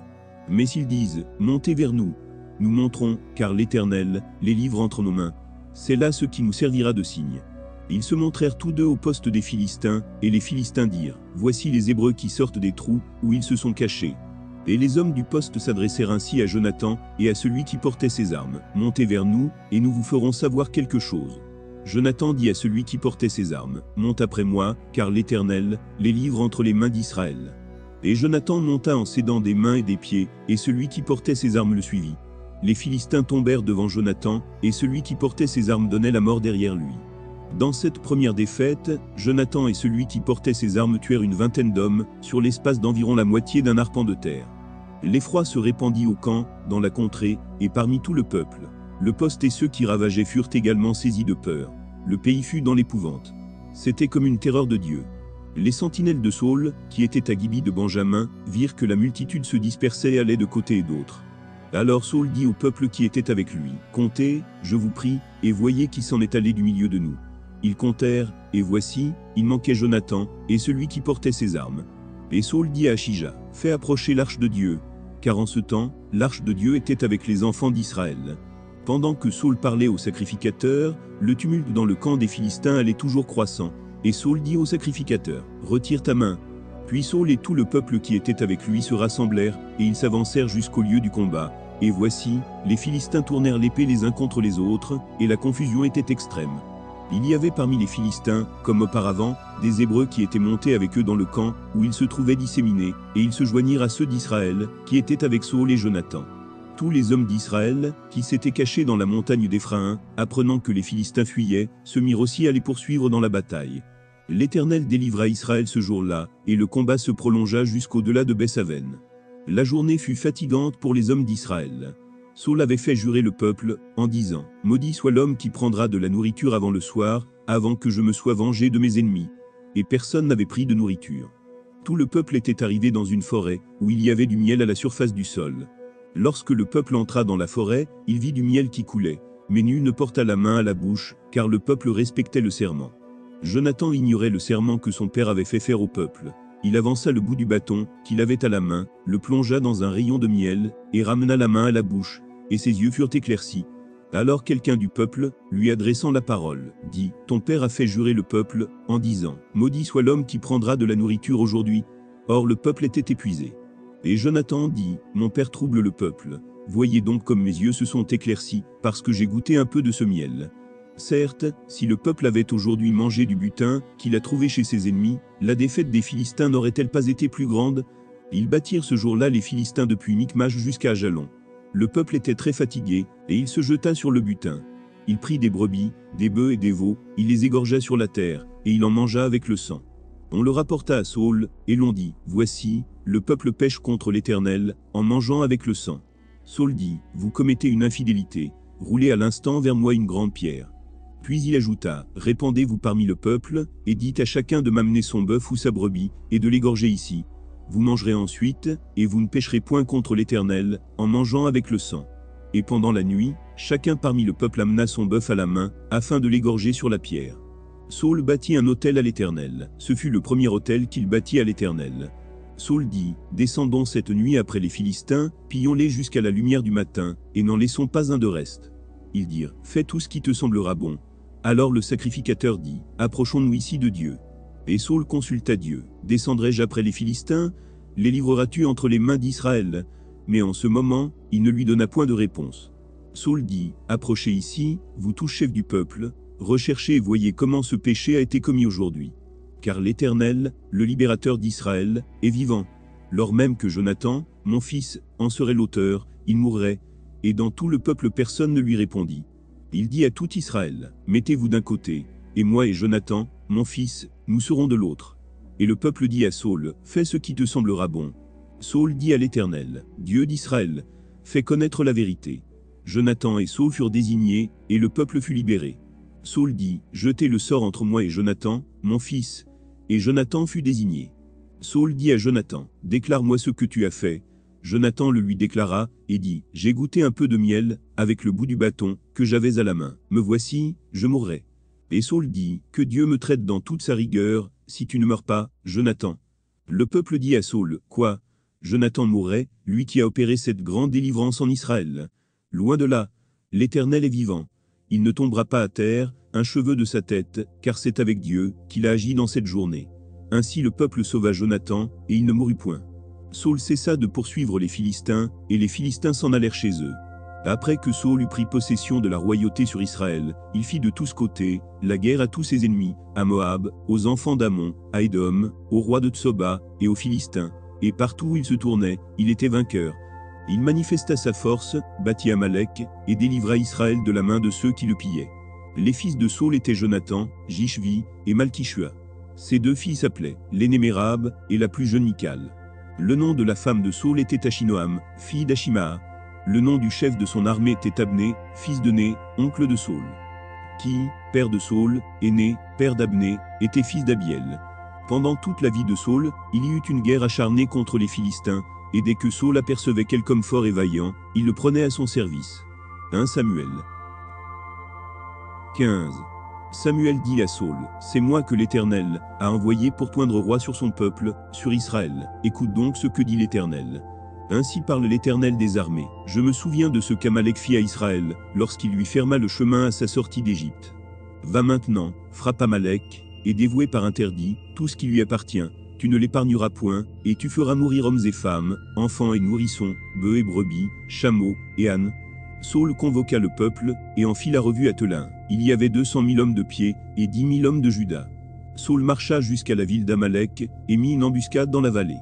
Il dit aux Kéniens, « Allez, retirez-vous, sortez du milieu d'Amalek, afin que je ne vous fasse pas périr avec lui, car vous avez eu de la bonté pour tous les enfants d'Israël, lorsqu'ils montèrent d'Égypte. » Et les Kéniens se retirèrent du milieu d'Amalek.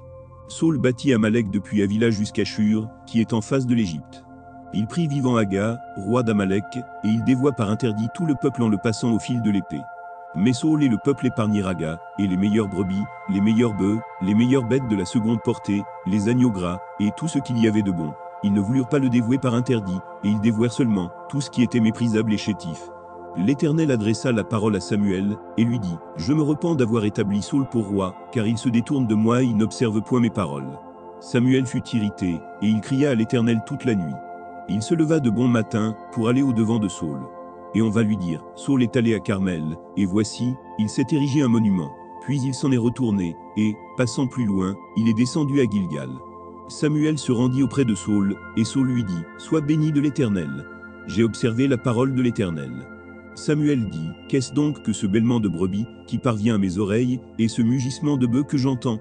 Saul répondit, « Ils les ont amenés de chez les Amalécites, parce que le peuple a épargné les meilleures brebis, et les meilleurs bœufs, afin de les sacrifier à l'Éternel, ton Dieu, et le reste, nous l'avons dévoué par interdit. » Samuel dit à Saul, « Arrête, et je te déclarerai ce que l'Éternel m'a dit cette nuit. » Et Saul lui dit, « Parle. » Samuel dit, « Lorsque tu étais petit à tes yeux, n'es-tu pas devenu le chef des tribus d'Israël, et l'Éternel ne t'a-t-il pas oint pour que tu sois roi sur Israël? L'Éternel t'avait fait partir, en disant, Va, et dévoue par interdit ces pécheurs, les Amalécites, tu leur feras la guerre, jusqu'à ce que tu les aies exterminés. Pourquoi n'as-tu pas écouté la voix de l'Éternel?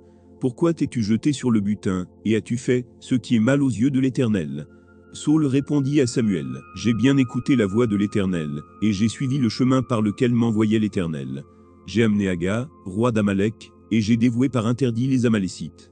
Mais le peuple a pris sur le butin des brebis et des bœufs, comme prémisse de ce qui devait être dévoué, afin de les sacrifier à l'Éternel, ton Dieu, à Gilgal. » Samuel dit, « L'Éternel trouve-t-il du plaisir dans les holocaustes et les sacrifices, comme dans l'obéissance à la voix de l'Éternel? Voici, l'obéissance vaut mieux que les sacrifices, et l'observation de sa parole vaut mieux que la graisse des béliers.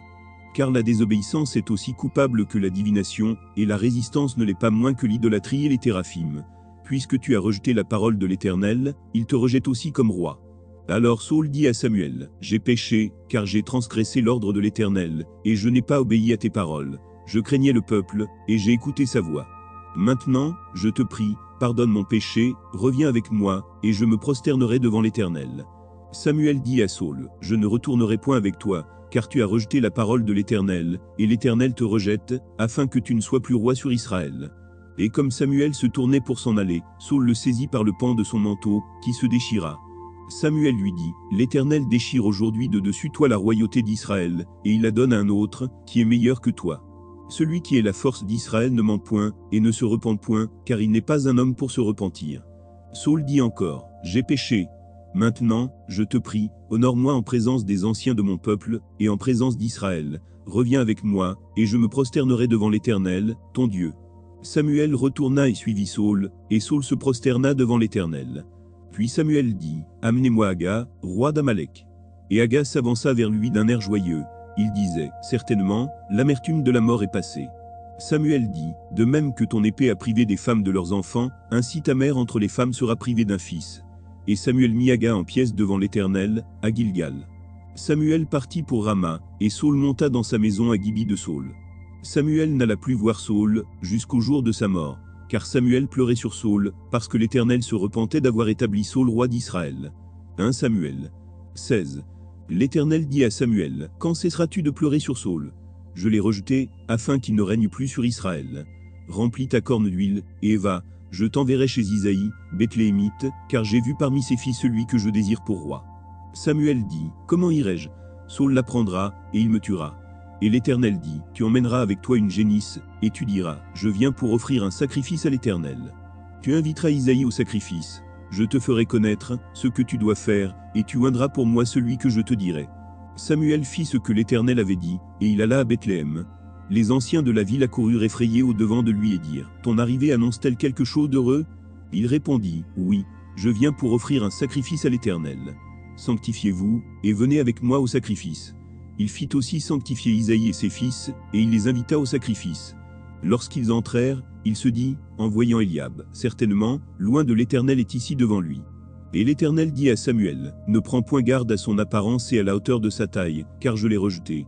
L'Éternel ne considère pas ce que l'homme considère. L'homme regarde à ce qui frappe les yeux, mais l'Éternel regarde au cœur. » Isaïe appela Abinadab, et le fit passer devant Samuel. Et Samuel dit, « L'Éternel n'a pas non plus choisi celui-ci. » Isaïe fit passer Shama, et Samuel dit, « L'Éternel n'a pas non plus choisi celui-ci. » Isaïe fit passer ses 7 fils devant Samuel, Et Samuel dit à Isaïe, l'Éternel n'a choisi aucun d'eux. Puis Samuel dit à Isaïe, sont-ce là tous tes fils? Et il répondit, il reste encore le plus jeune, mais il fait paître les brebis. Alors Samuel dit à Isaïe, envoie le chercher, car nous ne nous placerons pas, avant qu'il ne soit venu ici. Isaïe l'envoya chercher.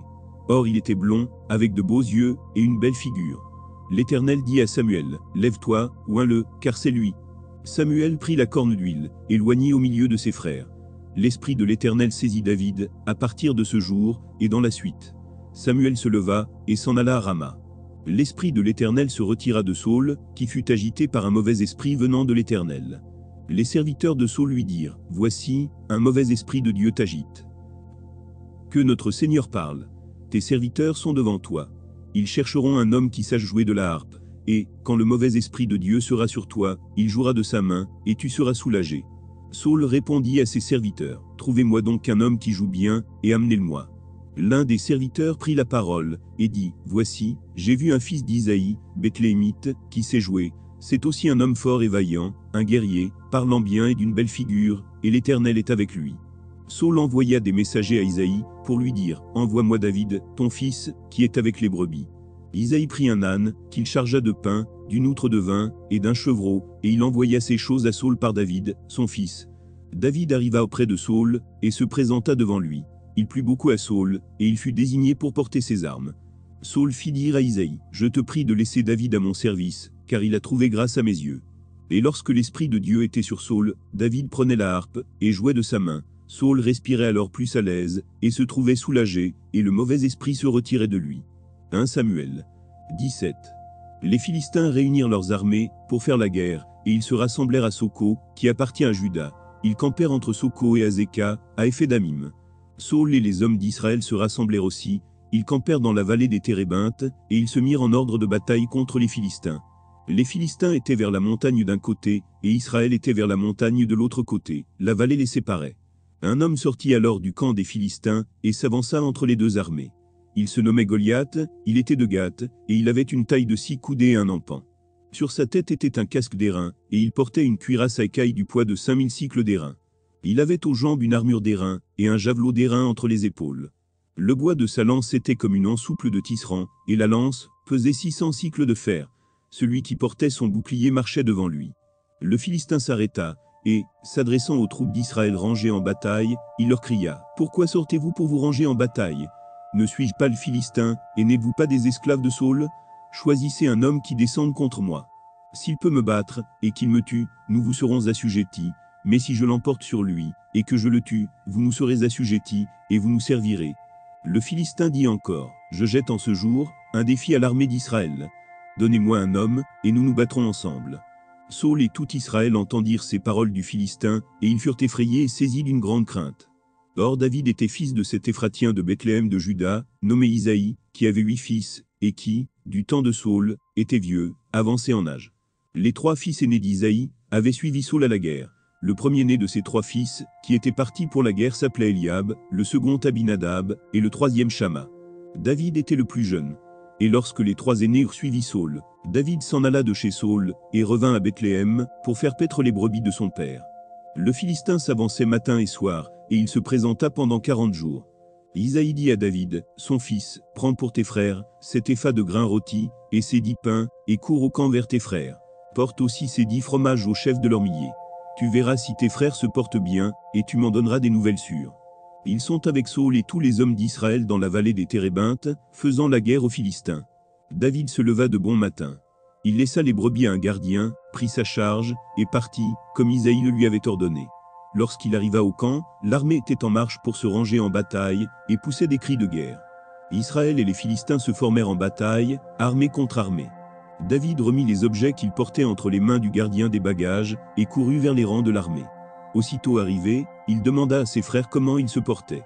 Tandis qu'il parlait avec eux, voici, le Philistin de Gath, nommé Goliath, s'avança entre les deux armées, hors des rangs des Philistins.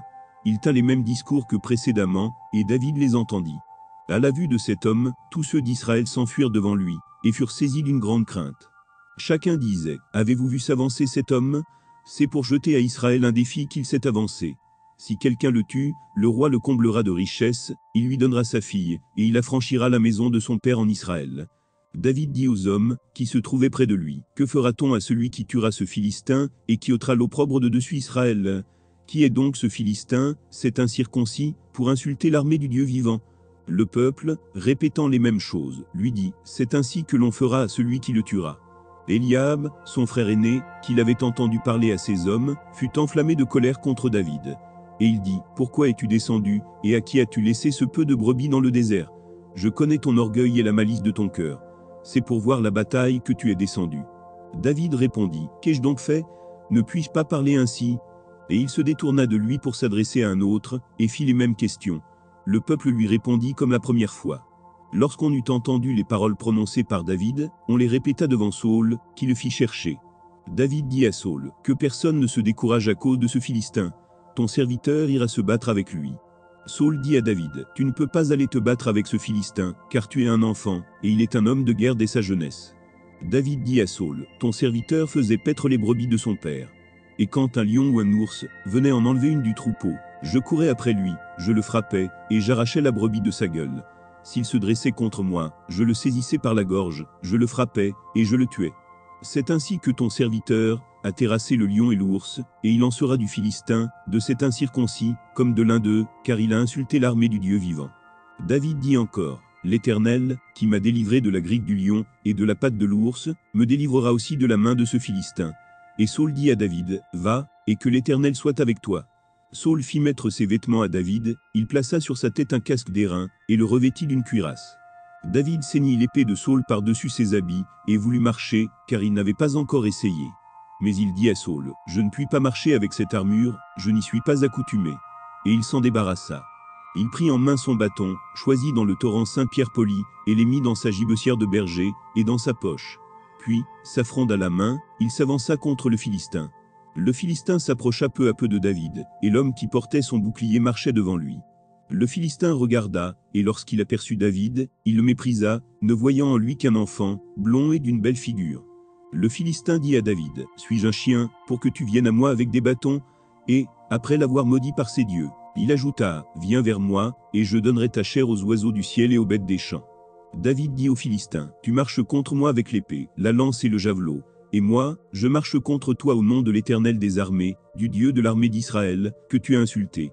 Aujourd'hui l'Éternel te livrera entre mes mains, je t'abattrai, et je te couperai la tête. Aujourd'hui je donnerai les cadavres du camp des Philistins aux oiseaux du ciel et aux animaux de la terre.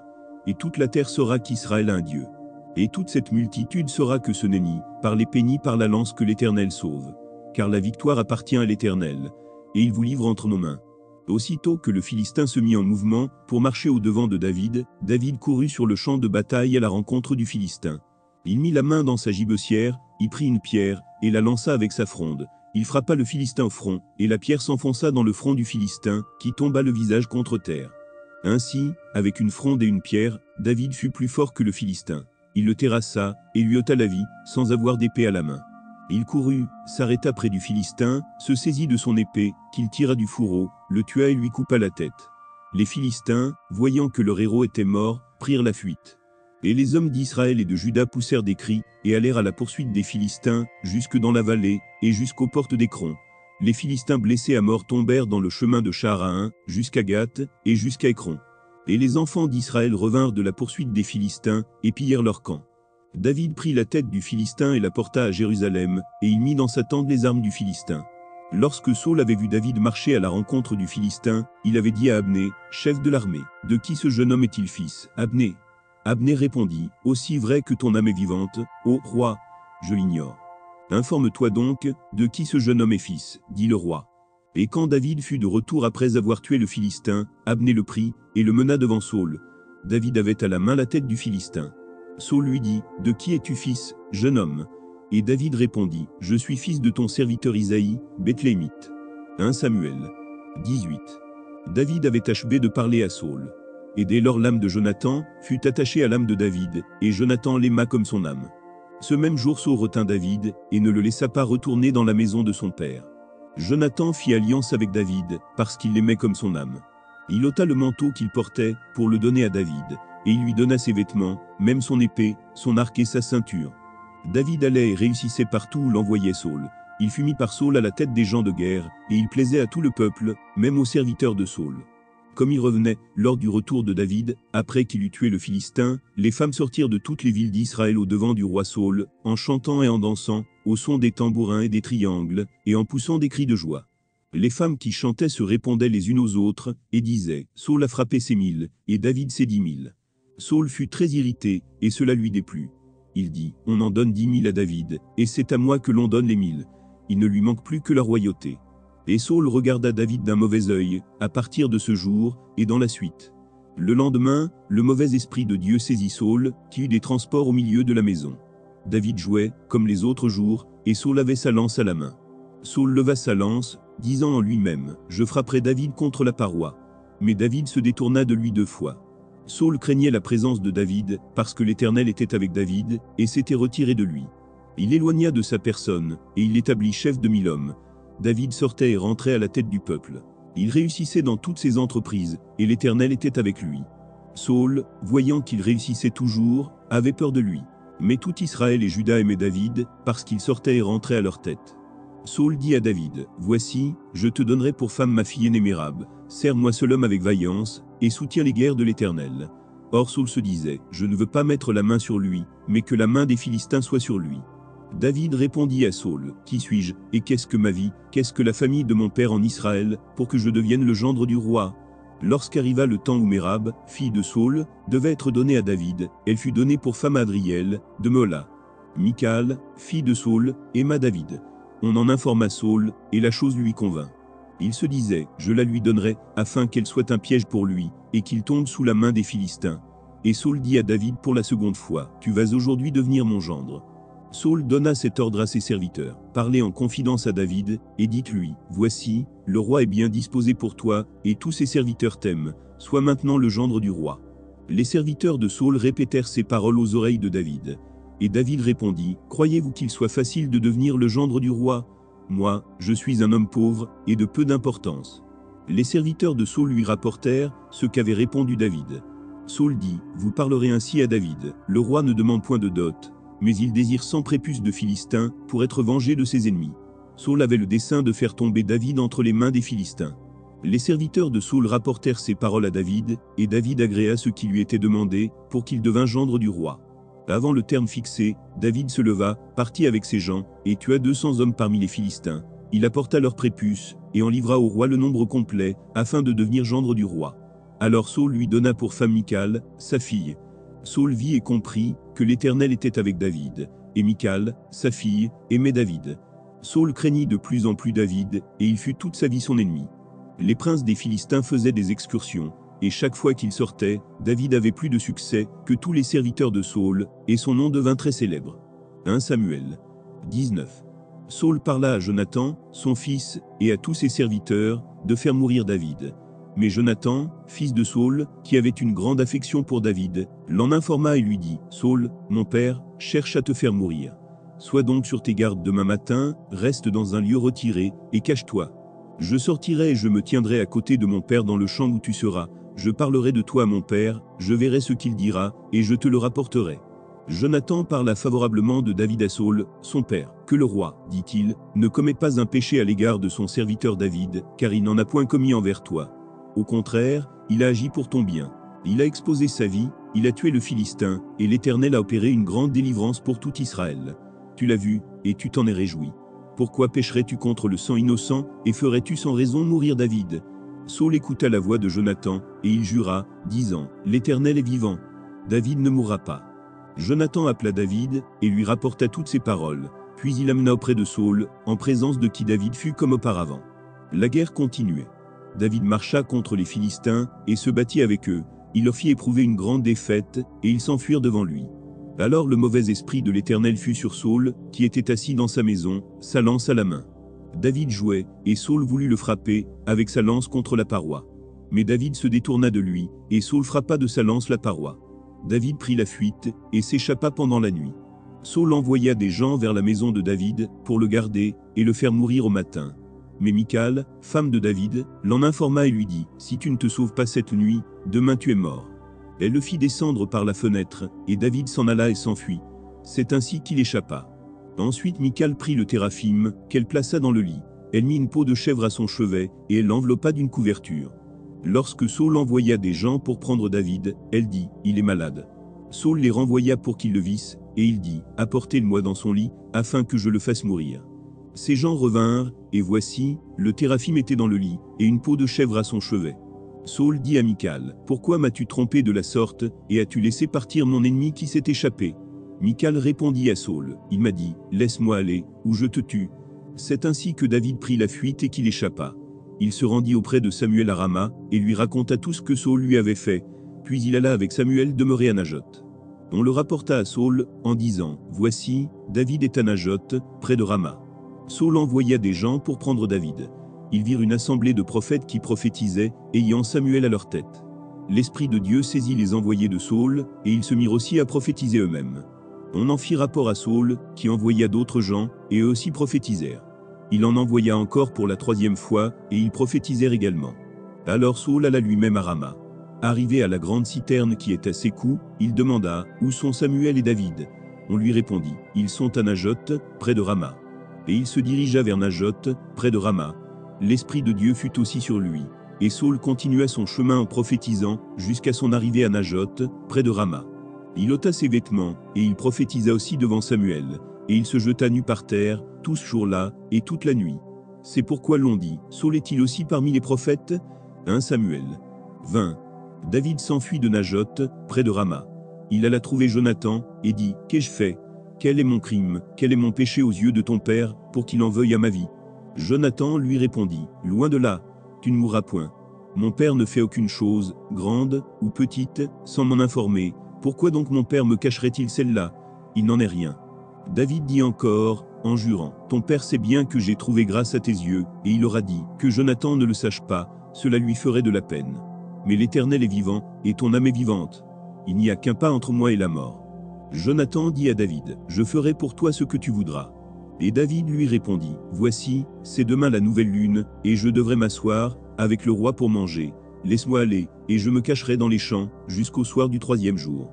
Si ton père remarque mon absence, tu diras, David m'a prié de lui laisser faire une course à Bethléem, sa ville, parce qu'il y a pour toute la famille un sacrifice annuel.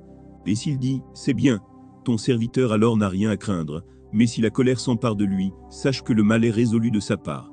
Montre donc ton affection pour ton serviteur, puisque tu as fait, avec ton serviteur une alliance devant l'Éternel. Et, s'il y a quelque crime en moi, ôte-moi la vie toi-même, car pourquoi me mènerais-tu, jusqu'à ton père? Jonathan lui dit, loin de toi la pensée que je ne t'informerai pas, si j'apprends que le mal est résolu de la part de mon père, et menace de t'atteindre. David dit à Jonathan, qui m'informera dans le cas où ton père te répondrait durement? Et Jonathan dit à David, viens, sortons dans les champs. Et ils sortirent tous deux dans les champs. Jonathan dit à David, je prends à témoin l'Éternel, le Dieu d'Israël. Je sonderai mon père demain ou après-demain. Et, dans le cas où il serait bien disposé pour David, si je n'envoie vers toi personne pour t'en informer, que l'Éternel traite Jonathan dans toute sa rigueur.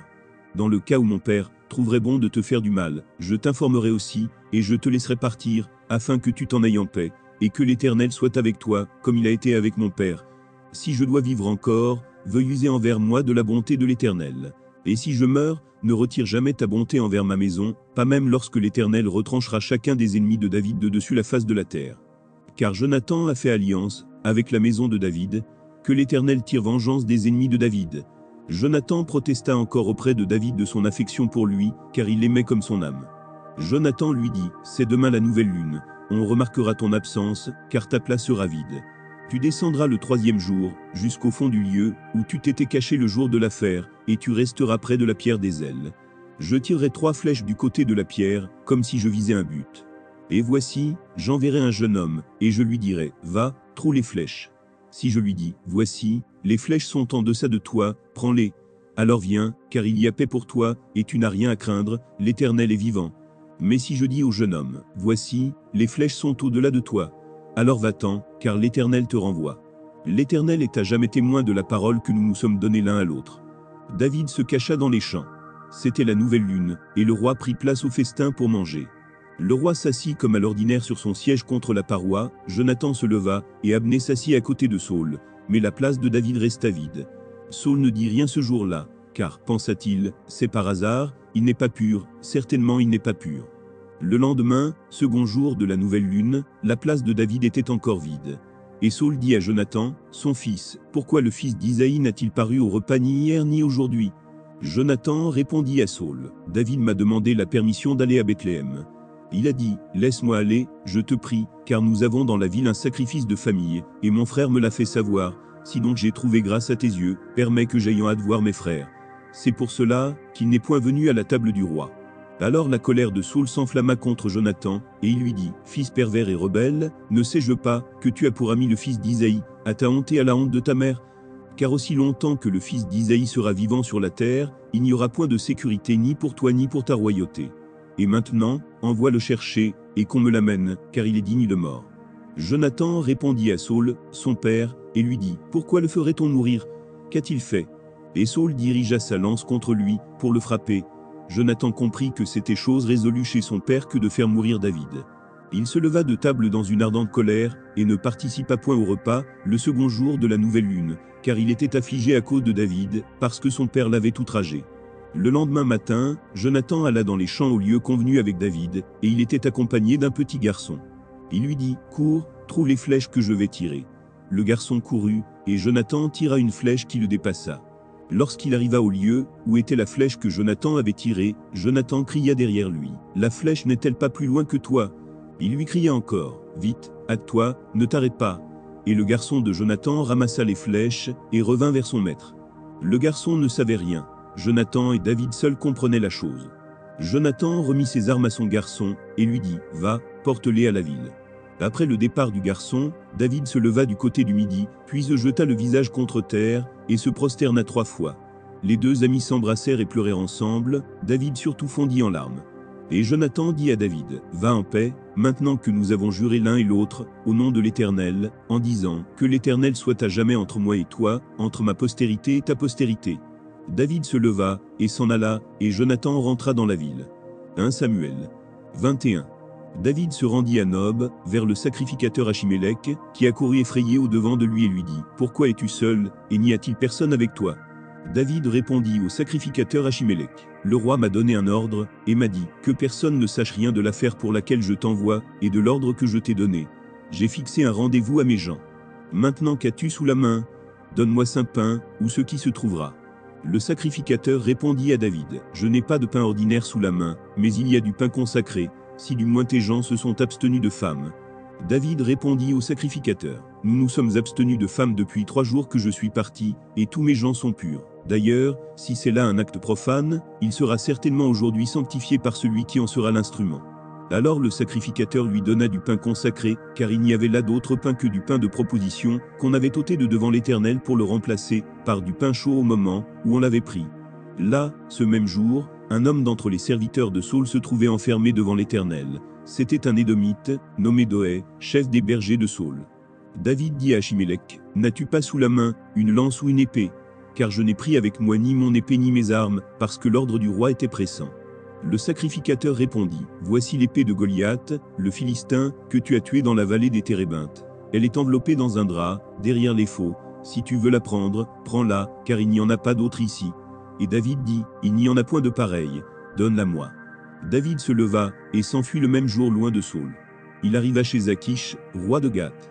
Les serviteurs d'Achish lui dirent, n'est-ce pas là David, roi du pays? N'est-ce pas celui pour qui l'on chantait en dansant? Saül a frappé ses 1000, et David ses 10 000.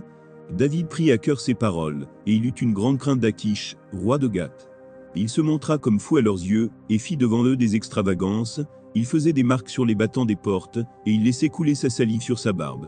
Achish dit à ses serviteurs, vous voyez bien que cet homme a perdu la raison, pourquoi me l'amenez-vous? Est-ce que je manque de fou, pour que vous m'ameniez celui-ci, et me rendiez témoin de ses extravagances?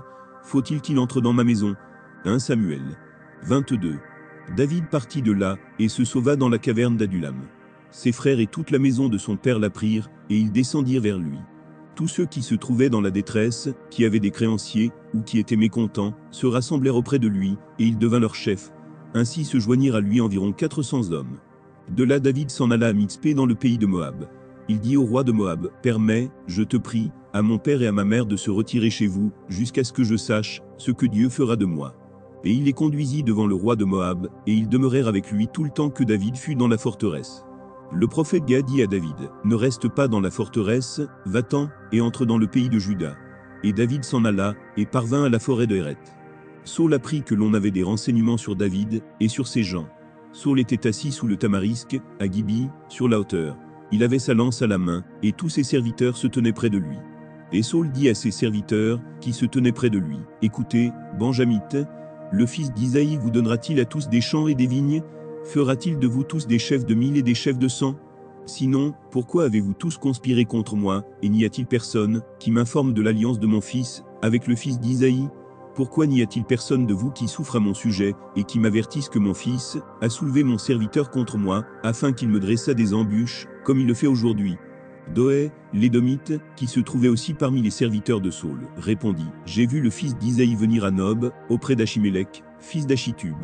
Achimélec a consulté pour lui l'Éternel, il lui a donné des vivres, et lui a remis l'épée de Goliath, le Philistin.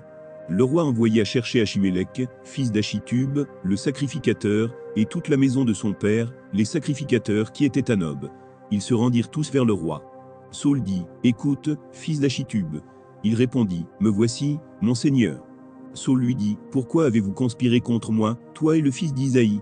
Pourquoi lui as-tu donné du pain et une épée, et as-tu consulté Dieu pour lui, afin qu'il s'élevât contre moi et me dressât des embûches, comme il le fait aujourd'hui ?» Achimélec répondit au roi, « Lequel d'entre tous tes serviteurs peut être comparé au fidèle David, gendre du roi, dévoué à ses ordres, et honoré dans ta maison? Est-ce aujourd'hui que j'ai commencé à consulter Dieu pour lui? Loin de moi.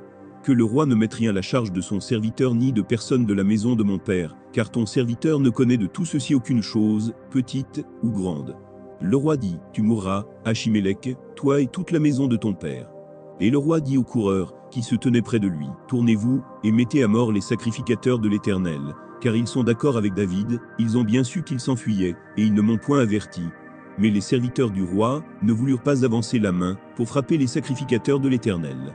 Alors le roi dit à Doeg, « Tourne-toi, et frappe les sacrificateurs. » Et Doeg, l'Édomite, se tourna, et ce fut lui qui frappa les sacrificateurs. Il fit mourir en ce jour 85 hommes portant les faux de lin. Saul frappa encore du tranchant de l'épée Nob, ville sacerdotale. Hommes et femmes, enfants et nourrissons, bœufs, ânes et brebis, tombèrent sous le tranchant de l'épée. Un fils d'Achimélec, fils d'Achitub, échappa.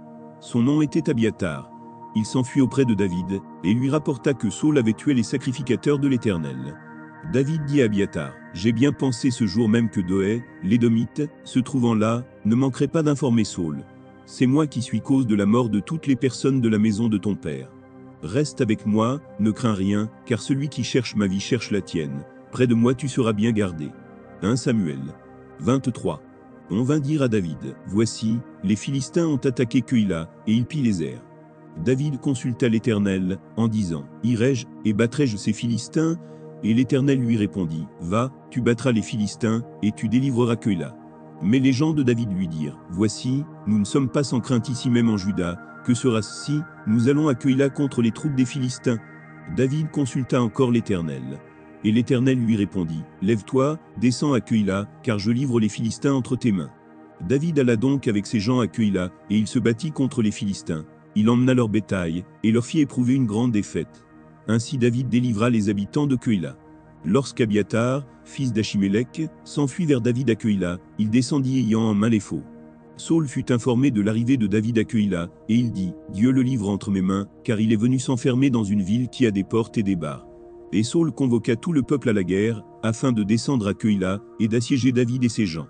David, ayant eu connaissance du mauvais dessein que Saul projetait contre lui, dit au sacrificateur Abiatar, « Apporte les faux. » Et David dit, « Éternel, Dieu d'Israël, ton serviteur apprend que Saul veut venir à Keïla, pour détruire la ville à cause de moi. Les habitants de Keïla me livreront-ils entre ses mains? Saul descendra-t-il, comme ton serviteur l'a appris? Éternel, Dieu d'Israël, daigne le révéler à ton serviteur. » Et l'Éternel répondit, « Il descendra. » David dit encore, « Les habitants de Keïla me livreront-ils, moi et mes gens, entre les mains de Saul? » Et l'Éternel répondit, « Ils te livreront. » Alors David se leva, avec ses gens au nombre d'environ 600 hommes. Ils sortirent de Keïla, et s'en allèrent où ils purent. Saul, informé que David s'était sauvé de Keïla, suspendit sa marche. David demeura au désert, dans des lieux forts, et il resta sur la montagne du désert de Ziph. Saul le cherchait toujours, mais Dieu ne le livra pas entre ses mains. David, voyant Saul en marche, pour attenter à sa vie, se tint au désert de Ziph, dans la forêt. Ce fut alors que Jonathan, fils de Saül, se leva et alla vers David dans la forêt. Il fortifia sa confiance en Dieu, et lui dit, « Ne crains rien, car la main de Saül, mon père, ne t'atteindra pas. Tu régneras sur Israël, et moi je serai au second rang près de toi. Saül, mon père, le sait bien aussi. » Ils firent tous deux alliance devant l'Éternel, et David resta dans la forêt, et Jonathan s'en alla chez lui. Les Iphiens montèrent auprès de Saül à Gibi, et dirent, « David n'est-il pas caché parmi nous dans des lieux forts, dans la forêt, sur la colline de Aquila, qui est au midi du désert? Descends donc, ô roi, puisque c'est là tout le désir de ton âme, et à nous de le livrer entre les mains du roi. » Saül dit, « Que l'Éternel vous bénisse de ce que vous avez pitié de moi. Allez, je vous prie, prenez encore des informations, pour savoir et découvrir dans quel lieu il a dirigé ses pas, et qu'il y a vu, car il est, m'a-t-on dit, fort rusé. Examinez et reconnaissez tous les lieux où il se cache, puis revenez vers moi, avec quelque chose de certain, et je partirai avec vous.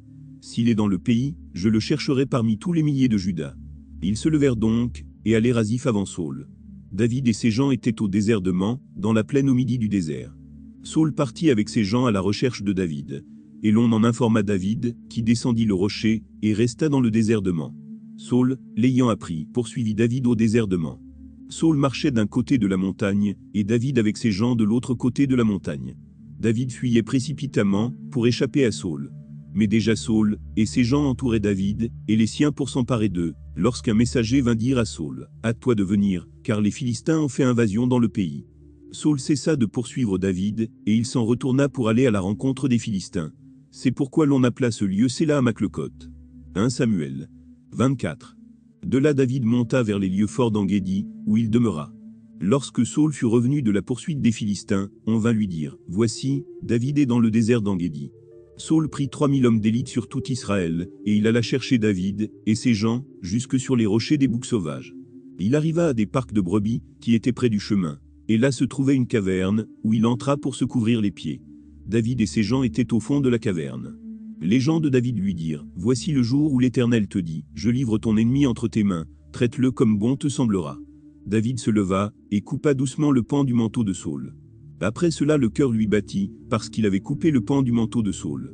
Et il dit à ses gens, « Que l'Éternel me garde de commettre contre mon Seigneur, loin de l'Éternel, une action telle que de porter ma main sur lui, car il est loin de l'Éternel. » Par ces paroles David arrêta ses gens, et les empêcha de se jeter sur Saül. Puis Saül se leva pour sortir de la caverne, et continua son chemin. Après cela, David se leva et sortit de la caverne. Il se mit alors à crier après Saül, « Ô roi, mon Seigneur !» Saül regarda derrière lui, et David s'inclina le visage contre terre et se prosterna. David dit à Saül, « Pourquoi écoutes-tu les propos des gens qui disent, « Voici, David cherche ton malheur ?» Tu vois maintenant de tes propres yeux, que l'Éternel t'avait livré aujourd'hui, entre mes mains dans la caverne. On m'excitait à te tuer, mais je t'ai épargné, et j'ai dit, je ne porterai pas la main sur mon Seigneur, car il est loin de l'Éternel. Vois, mon père, vois donc le pan de ton manteau dans ma main. Puisque j'ai coupé le pan de ton manteau, et que je ne t'ai pas tué, sache et reconnais qu'il n'y a, dans ma conduite ni méchanceté ni révolte, et que je n'ai point péché contre toi. Et toi, tu me dresses des embûches, pour m'ôter la vie. L'Éternel sera juge entre moi et toi, et l'Éternel me vengera de toi, mais je ne porterai point la main sur toi. Des méchants vient la méchanceté, dit l'ancien proverbe, aussi je ne porterai point la main sur toi. Contre qui le roi d'Israël s'est-il mis en marche? Qui poursuis-tu? Un chien mort, une puce. L'Éternel jugera et prononcera entre moi et toi, il regardera, il défendra ma cause, il me rendra justice en me délivrant de ta main. Lorsque David eut fini d'adresser à Saül ces paroles, Saül dit, « Est-ce bien ta voix, mon fils David ?» Et Saül éleva la voix et pleura. Et il dit à David, « Tu es plus juste que moi, car tu m'as fait du bien, et moi je t'ai fait du mal. Tu manifestes aujourd'hui la bonté, avec laquelle tu agis envers moi, puisque l'Éternel m'avait livré entre tes mains, et que tu ne m'as pas tué. Si quelqu'un rencontre son ennemi, le laisse-t-il poursuivre tranquillement son chemin? Que l'Éternel te récompense, pour ce que tu m'as fait en ce jour. Maintenant voici, je sais que tu régneras, et que la royauté d'Israël restera entre tes mains. Jure-moi donc par l'Éternel que tu ne détruiras pas ma postérité après moi, et que tu ne retrancheras pas mon nom de la maison de mon père. » David le jura à Saül. Puis Saül s'en alla dans sa maison, et David et ses gens montèrent au lieu fort. 1 Samuel 25. Samuel mourut. Tout Israël s'étant assemblé le pleura, et on l'enterra dans sa demeure à Rama. Ce fut alors que David se leva et descendit au désert de Paran. Il y avait à Man un homme fort riche, possédant des biens à Carmel. Il avait 3000 brebis et 1000 chèvres, et il se trouvait à Carmel pour la tonte de ses brebis. Le nom de cet homme était Nabal, et sa femme s'appelait Abigail. C'était une femme de bon sens et belle de figure, mais l'homme était dur et méchant dans ses actions. Il descendait de Caleb. David apprit au désert que Nabal tondait ses brebis. Il envoya vers lui 10 jeunes gens, auxquels il dit, « Montez à Carmel, et allez auprès de Nabal. Vous le saluerez en mon nom, et vous lui parlerez ainsi, pour la vie soit en paix, et que la paix soit avec ta maison et tout ce qui t'appartient. Et maintenant, j'ai appris que tu as les tondeurs. Or tes bergers ont été avec nous, nous ne leur avons fait aucun outrage, et rien ne leur a été enlevé pendant tout le temps qu'ils ont été à Carmel. Demande-le à tes serviteurs, et ils te le diront. Que ces jeunes gens trouvent donc grâce à tes yeux, puisque nous venons dans un jour de joie. Donne donc, je te prie, à tes serviteurs et à ton fils David, ce qui se trouvera sous ta main. » Lorsque les gens de David furent arrivés, ils répétèrent à Nabal toutes ces paroles, au nom de David, puis ils se turent. Nabal répondit aux serviteurs de David, « Qui est David, et qui est le fils d'Isaïe? Il y a aujourd'hui beaucoup de serviteurs qui s'échappent d'auprès de leur maître. Et je prendrai mon pain, mon eau, et mon bétail que j'ai tué pour mes tondeurs, et je les donnerai à des gens qui sont, je ne sais d'où. » Les gens de David rebroussèrent chemin. Ils s'en retournèrent, et redirent, à leur arrivée, toutes ces paroles à David. Alors David dit à ces gens, « Que chacun de vous saigne son épée. » Et ils saignirent chacun leur épée. David aussi saignit son épée, et environ 400 hommes montèrent à sa suite. Il en resta 200 près des bagages. Un des serviteurs de Nabal vint dire à Abigail, femme de Nabal, « Voici, David a envoyé du désert des messagers, pour saluer notre maître, qui les a rudoyés. Et pourtant ces gens ont été très bons pour nous. Ils ne nous ont fait aucun outrage, et rien ne nous a été enlevé, tout le temps que nous avons été avec eux, lorsque nous étions dans les champs. Ils nous ont nuit, et jour servi de muraille, tout le temps que nous avons été avec eux, faisant paître les troupeaux. Sache maintenant et vois ce que tu as à faire, car la perte de notre maître, et de toute sa maison est résolue, et il est si méchant qu'on ose lui parler. » Abigail prit aussitôt 200 pains, 2 outres de vin, 5 pièces de bétail à prêter, 5 mesures de grains rôtis, 100 masses de raisins secs, et 200 de figues sèches. Elle les mit sur des ânes, et elle dit à ses serviteurs, « Passez devant moi, je vais vous suivre. » Elle ne dit rien à Nabal, son mari. Montée sur un âne, elle descendit la montagne par un chemin couvert, et voici, David et ses gens descendaient en face d'elle, en sorte qu'elle les rencontra. David avait dit, « C'est bien en vain que j'ai gardé tout ce que cet homme a dans le désert, et que rien n'a été enlevé de tout ce qu'il possède, il m'a rendu le mal pour le bien. Que Dieu traite son serviteur David dans toute sa rigueur, si je l'ai subsisté jusqu'à la lumière du matin qui, que ce soit de tout ce qui appartient à Nabal. » Lorsqu'Abigail aperçut David, elle descendit rapidement de l'âne, tomba sur sa face en présence de David, et se prosterna contre terre. Puis, se jetant à ses pieds, elle dit, « À moi la faute, mon Seigneur. Permets à ta servante de parler à tes oreilles, et écoute les paroles de ta servante. Que mon Seigneur ne prenne pas garde à ce méchant homme, à Nabal, car il est comme son nom. Nabal est son nom, et il y a chez lui de la folie. Et moi, ta servante, je n'ai pas vu les gens que mon Seigneur a envoyés. Maintenant, mon Seigneur, aussi vrai que l'Éternel est vivant, et que ton âme est vivante, c'est l'Éternel qui t'a empêché de répandre le sang, et qui a retenu ta main. Que tes ennemis, que ceux qui veulent du mal à mon Seigneur soient comme Nabal. Accepte ce présent, que ta servante apporte à mon Seigneur, et qu'il soit distribué aux gens qui marchent à la suite de mon Seigneur. Pardonne, je te prie, la faute de ta servante, car l'Éternel fera à mon Seigneur une maison stable. Pardonne, car mon Seigneur soutient les guerres de l'Éternel, et la méchanceté ne se trouvera jamais en toi. S'il s'élève quelqu'un qui te poursuive, et qui en veuille à ta vie, l'âme de mon Seigneur sera liée dans le faisceau des vivants auprès de l'Éternel, ton Dieu, et il lancera du creux de la fronde l'âme de tes ennemis. Lorsque l'Éternel aura fait à mon Seigneur tout le bien qu'il t'a annoncé, et qu'il t'aura établi chef sur Israël, mon Seigneur n'aura ni remords ni souffrance de cœur, pour avoir répandu le sang inutilement, et pour s'être vengé lui-même. Et lorsque l'Éternel aura fait du bien à mon Seigneur, souviens-toi de ta servante. » David dit à Abigail, « Béni soit l'Éternel, le Dieu d'Israël, qui t'a envoyé aujourd'hui à ma rencontre. Béni soit ton bon sens, et béni sois-tu, toi qui m'as empêché en ce jour de répandre le sang, et qui as retenu ma main. Mais l'Éternel, le Dieu d'Israël, qui m'a empêché de te faire du mal, est vivant. Si tu ne t'étais hâté de venir au-devant de moi, il ne serait resté, qui que ce soit à Nabal, d'ici à la lumière du matin. » Et David prit de la main d'Abigail ce qu'elle lui avait apporté, et lui dit, « Monte en paix dans ta maison. Vois, j'ai écouté ta voix, et je t'ai favorablement accueilli. » Abigail arriva auprès de Nabal. Et voici, il faisait dans sa maison un festin, comme un festin de roi. Il avait le cœur joyeux, et il était complètement dans l'ivresse.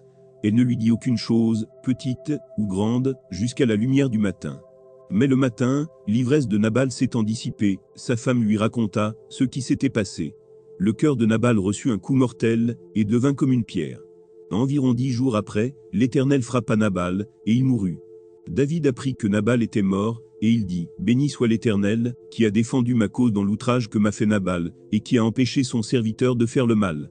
L'Éternel a fait retomber la méchanceté de Nabal sur sa tête. » David envoya proposer à Abigaïl de devenir sa femme.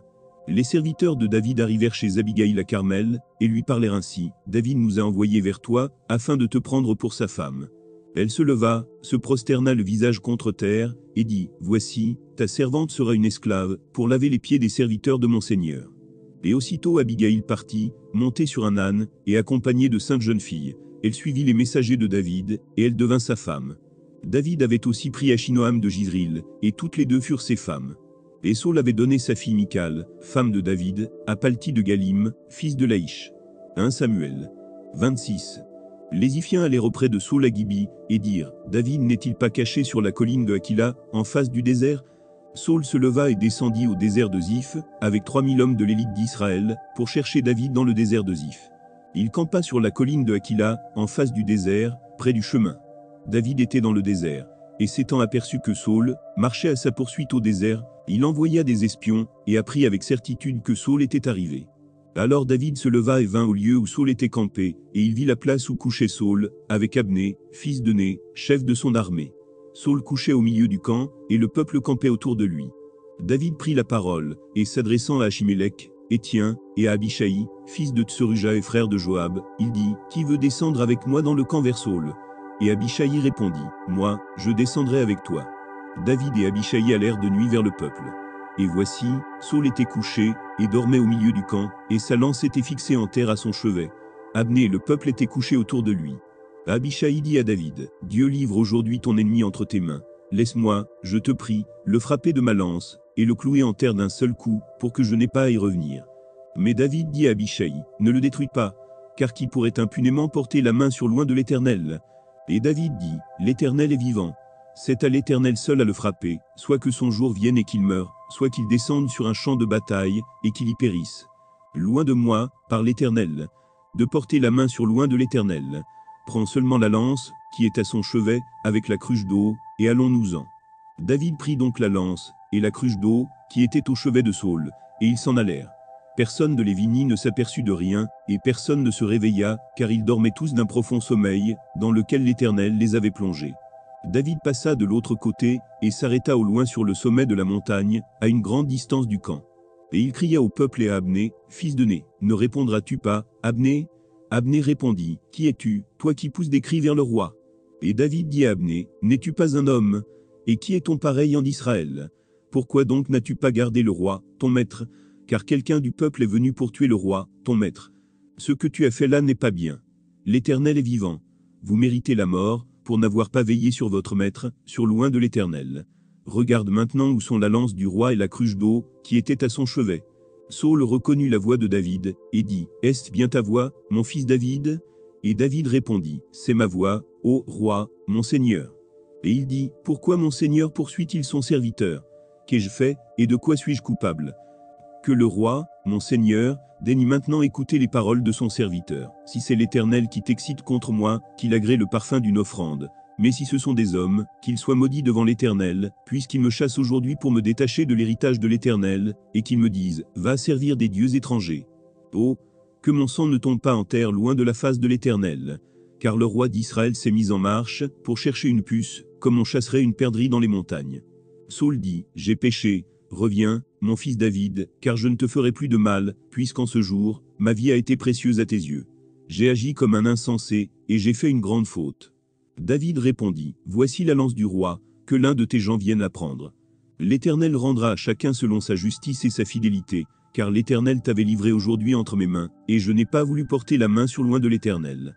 Et comme aujourd'hui ta vie a été d'un grand prix à mes yeux, ainsi ma vie sera d'un grand prix aux yeux de l'Éternel, et il me délivrera de toute angoisse. » Saül dit à David, « Sois béni, mon fils David, tu réussiras dans tes entreprises. » David continua son chemin, et Saül retourna chez lui. 1 Samuel 27. David dit en lui-même, « Je périrai un jour par la main de Saül. Il n'y a rien de mieux, pour moi que de me réfugier au pays des Philistins, afin que Saül renonce à me chercher encore dans tout le territoire d'Israël. Ainsi j'échapperai à sa main. » Et David se leva, lui et les 600 hommes qui étaient avec lui, et ils passèrent chez Achish, fils de Maoc, roi de Gath. David et ses gens restèrent à Gath auprès d'Achish. Ils avaient chacun leur famille, et David avait ses 2 femmes, Achinoam de Jizril, et Abigail de Carmel, femme de Nabal. Saul, informé que David s'était enfui à Gath, cessa de le chercher. David dit à Achish, « Si j'ai trouvé grâce à tes yeux, qu'on me donne dans l'une des villes du pays, un lieu où je puisse demeurer, car pourquoi ton serviteur habiterait-il avec toi dans la ville royale ?» Et ce même jour Achish lui donna Tsikla. C'est pourquoi Tsikla a appartenu au roi de Juda, jusqu'à ce jour. Le temps que David demeura dans le pays des Philistins, fut d'1 an et 4 mois. David et ses gens montaient et faisaient des incursions chez les Guéchuriens, les Guiriens et les Amalécites, car ces nations habitaient dès les temps anciens la contrée, du côté de Shur, et jusqu'au pays d'Égypte. David ravageait cette contrée. Il ne laissait en vie ni homme ni femme, et il enlevait les brebis, les bœufs, les ânes, les chameaux, les vêtements, puis s'en retournait et allait chez Achish. Achish disait, « Où avez-vous fait aujourd'hui vos courses ?» Et David répondait, « Vers le midi de Juda, vers le midi des Jorachmeélites, et vers le midi des Kéniens. » David ne laissait en vie ni homme ni femme, pour les amener à Gath, car, pensait-il, il pourrait parler contre nous et dire, « Ainsi a fait David. » Et ce fut là sa manière d'agir tout le temps qu'il demeura dans le pays des Philistins. Achish se fiait à David, et il disait, « Il se rend odieux à Israël, son peuple, et il sera mon serviteur à jamais. » 1 Samuel 28. En ce temps-là, les Philistins rassemblèrent leurs troupes, et formèrent une armée, pour faire la guerre à Israël. Achish dit à David, « Tu sais que tu viendras avec moi à l'armée, toi et tes gens. » David répondit à Achish, « Tu verras bien, ce que ton serviteur fera. » Et Achish dit à David, « Aussi je te donnerai pour toujours la garde de ma personne. » Samuel était mort. Tout Israël l'avait pleuré, et on l'avait enterré à Rama, dans sa ville. Saul avait ôté du pays ceux qui évoquaient les morts, et ceux qui prédisaient l'avenir. Les Philistins se rassemblèrent, et vinrent camper à Sunem. Saul rassembla tout Israël, et ils campèrent à Gilboa. À la vue du camp des Philistins, Saul fut saisi de crainte, et un violent tremblement s'empara de son cœur. Saul consulta l'Éternel, et l'Éternel ne lui répondit point, ni par des songes, ni par l'Urim, ni par les prophètes. Et Saul dit à ses serviteurs, « Cherchez-moi une femme qui évoque les morts, et j'irai la consulter. » Ses serviteurs lui dirent, « Voici, à Endor il y a une femme qui évoque les morts. » Alors Saul se déguisa et prit d'autres vêtements, et il partit avec 2 hommes. Ils arrivèrent de nuit chez la femme. Saul lui dit, « Prédis-moi l'avenir en évoquant un mort, et fais-moi monter celui que je te dirai. » La femme lui répondit, « Voici, tu sais ce que Saul a fait, comment il a retranché du pays ceux qui évoquent les morts, et ceux qui prédisent l'avenir. Pourquoi donc tends-tu un piège à ma vie pour me faire mourir ?» Saul lui jura par l'Éternel, en disant, « L'Éternel est vivant. Il ne t'arrivera point de mal pour cela. » La femme dit, « Qui veux-tu que je te fasse monter ?» Et il répondit, « Fais-moi monter Samuel. » Lorsque la femme vit Samuel, elle poussa un grand cri, et elle dit à Saul, « Pourquoi m'as-tu trompé? Tu es Saul ?» Le roi lui dit, « Ne crains rien, mais que vois-tu » La femme dit à Saul, « Je vois un Dieu qui monte de la terre. » Il lui dit, « Quelle figure a-t-il » Et elle répondit, « C'est un vieillard qui monte, et il est enveloppé d'un manteau. » Saul comprit que c'était Samuel, et il s'inclina le visage contre terre et se prosterna. Samuel dit à Saul, « Pourquoi m'as-tu troublé, en me faisant monter ?» Saul répondit, « Je suis dans une grande détresse. Les Philistins me font la guerre, et Dieu s'est retiré de moi. Il ne m'a répondu ni par les prophètes ni par des songes. Et je t'ai appelé, pour que tu me fasses connaître ce que je dois faire. » Samuel dit, « Pourquoi donc me consultes-tu, puisque l'Éternel s'est retiré de toi, et qu'il est devenu ton ennemi? L'Éternel te traite comme je te l'avais annoncé de sa part. L'Éternel a déchiré la royauté d'entre tes mains, et l'a donnée à un autre, à David. Tu n'as point obéi à la voix de l'Éternel, et tu n'as point fait sentir à Amalek l'ardeur de sa colère. Voilà pourquoi l'Éternel te traite aujourd'hui de cette manière. Et même l'Éternel livrera Israël avec toi entre les mains des Philistins. Demain, toi et tes fils, vous serez avec moi, et l'Éternel livrera le camp d'Israël entre les mains des Philistins. » Aussitôt Saul tomba à terre de toute sa hauteur, et les paroles de Samuel le remplirent d'effroi. De plus, il manquait de force, car il n'avait pris aucune nourriture de tout le jour, et de toute la nuit. La femme vint auprès de Saul, et, le voyant très effrayé, elle lui dit, « Voici, ta servante a écouté ta voix. J'ai exposé ma vie, en obéissant aux paroles que tu m'as dites. Écoute maintenant, toi aussi, la voix de ta servante, et laisse-moi t'offrir un morceau de pain, afin que tu manges pour avoir la force de te mettre en route. » Mais il refusa, et dit, « Je ne mangerai point. » Ses serviteurs et la femme aussi le pressèrent, et il se rendit à leurs instances. Il se leva de terre, et s'assit sur le lit. La femme avait chez elle un veau gras, qu'elle se hâta de tuer, et elle prit de la farine, la pétrit, et en cuisit des pains sans levain. Elle les mit devant Saul, et devant ses serviteurs. et ils mangèrent. Puis, s'étant levés, ils partirent la nuit même. 1 Samuel 29. Les Philistins rassemblèrent toutes leurs troupes à Aphek, et Israël campa près de la source de Jizril. Les princes des Philistins s'avancèrent, avec leurs centaines et leurs milliers, et David et ses gens marchaient à l'arrière-garde avec Akish. Les princes des Philistins dirent, « Que font ici ces Hébreux ?» Et Akish répondit aux princes des Philistins, « N'est-ce pas David, serviteur de Saül, roi d'Israël ? Il y a longtemps qu'il est avec moi, et je n'ai pas trouvé la moindre chose à lui reprocher, depuis son arrivée jusqu'à ce jour. » Mais les princes des Philistins s'irritèrent contre Akish, et lui dirent, « Renvoie cet homme, et qu'il retourne dans le lieu où tu l'as établi, qu'il ne descende pas avec nous sur le champ de bataille, afin qu'il ne soit pas, pour nous un ennemi pendant le combat. Et comment cet homme rentrerait-il en grâce auprès de son maître, si ce n'est au moyen des têtes de nos gens ? N'est-ce pas ce David, pour qui l'on chantait en dansant ? Saül a frappé ses 1000, et David ses 10 000 ?» Akish appela David, et lui dit, « L'Éternel est vivant.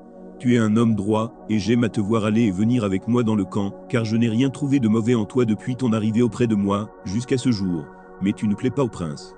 Retourne donc et va-t'en en paix, pour ne rien faire de désagréable aux yeux des princes des Philistins. » David dit à Akish, « Mais qu'ai-je fait, et qu'as-tu trouvé en ton serviteur, depuis que je suis auprès de toi, jusqu'à ce jour, pour que je n'aille pas combattre les ennemis de mon seigneur le roi ?» Akish répondit à David, « Je le sais, car tu es agréable à mes yeux, comme un ange de Dieu. Mais les princes des Philistins disent, il ne montera point avec nous pour combattre. Ainsi lève-toi de bon matin, toi et les serviteurs de ton maître qui sont venus avec toi. Levez-vous de bon matin, et partez dès que vous verrez la lumière. » David et ses gens se levèrent de bonne heure, pour partir dès le matin, et retourner dans le pays des Philistins. Et les Philistins montèrent à Jizril. 1 Samuel 30. Lorsque David arriva le 3e jour à Tsikla avec ses gens, les Amalécites avaient fait une invasion dans le Midi et à Tsikla. Ils avaient détruit et brûlé Tsikla, après avoir fait prisonniers les femmes et tous ceux qui s'y trouvaient, petits et grands. Ils n'avaient tué personne, mais ils avaient tout emmené, et s'étaient remis en route. David et ses gens arrivèrent à la ville, et voici, elle était brûlée, et leurs femmes, leurs fils et leurs filles, étaient emmenés captifs. Alors David et le peuple qui était avec lui élevèrent la voix, et pleurèrent jusqu'à ce qu'ils n'eussent plus la force de pleurer. Les 2 femmes de David avaient été emmenées, Achinoam de Jizril, et Abigaïl de Carmel, femme de Nabal. David fut dans une grande angoisse, car le peuple parlait de le lapider, parce que tous avaient de l'amertume dans l'âme, chacun à cause de ses fils et de ses filles. Mais David reprit courage en s'appuyant sur l'Éternel, son Dieu. Il dit au sacrificateur Abiatar, fils d'Achimélec, « Apporte-moi donc l'éphod. » Abiatar apporta l'éphod à David. Et David consulta l'Éternel, en disant, « Poursuivrai-je cette troupe? L'atteindrai-je » L'Éternel lui répondit, « Poursuis, car tu atteindras, et tu délivreras. » Et David se mit en marche, lui et les 600 hommes qui étaient avec lui. Ils arrivèrent au torrent de Besor, où s'arrêtèrent ceux qui restaient en arrière. David continua la poursuite avec 400 hommes. 200 hommes s'arrêtèrent, trop fatigués pour passer le torrent de Besor. Ils trouvèrent dans les champs un homme égyptien, qu'ils conduisirent auprès de David. Ils lui firent manger du pain, et boire de l'eau, et ils lui donnèrent un morceau d'une masse de figues sèches et 2 masses de raisins secs. Après qu'il eut mangé, les forces lui revinrent, car il n'avait point pris de nourriture et point bu d'eau depuis 3 jours et 3 nuits.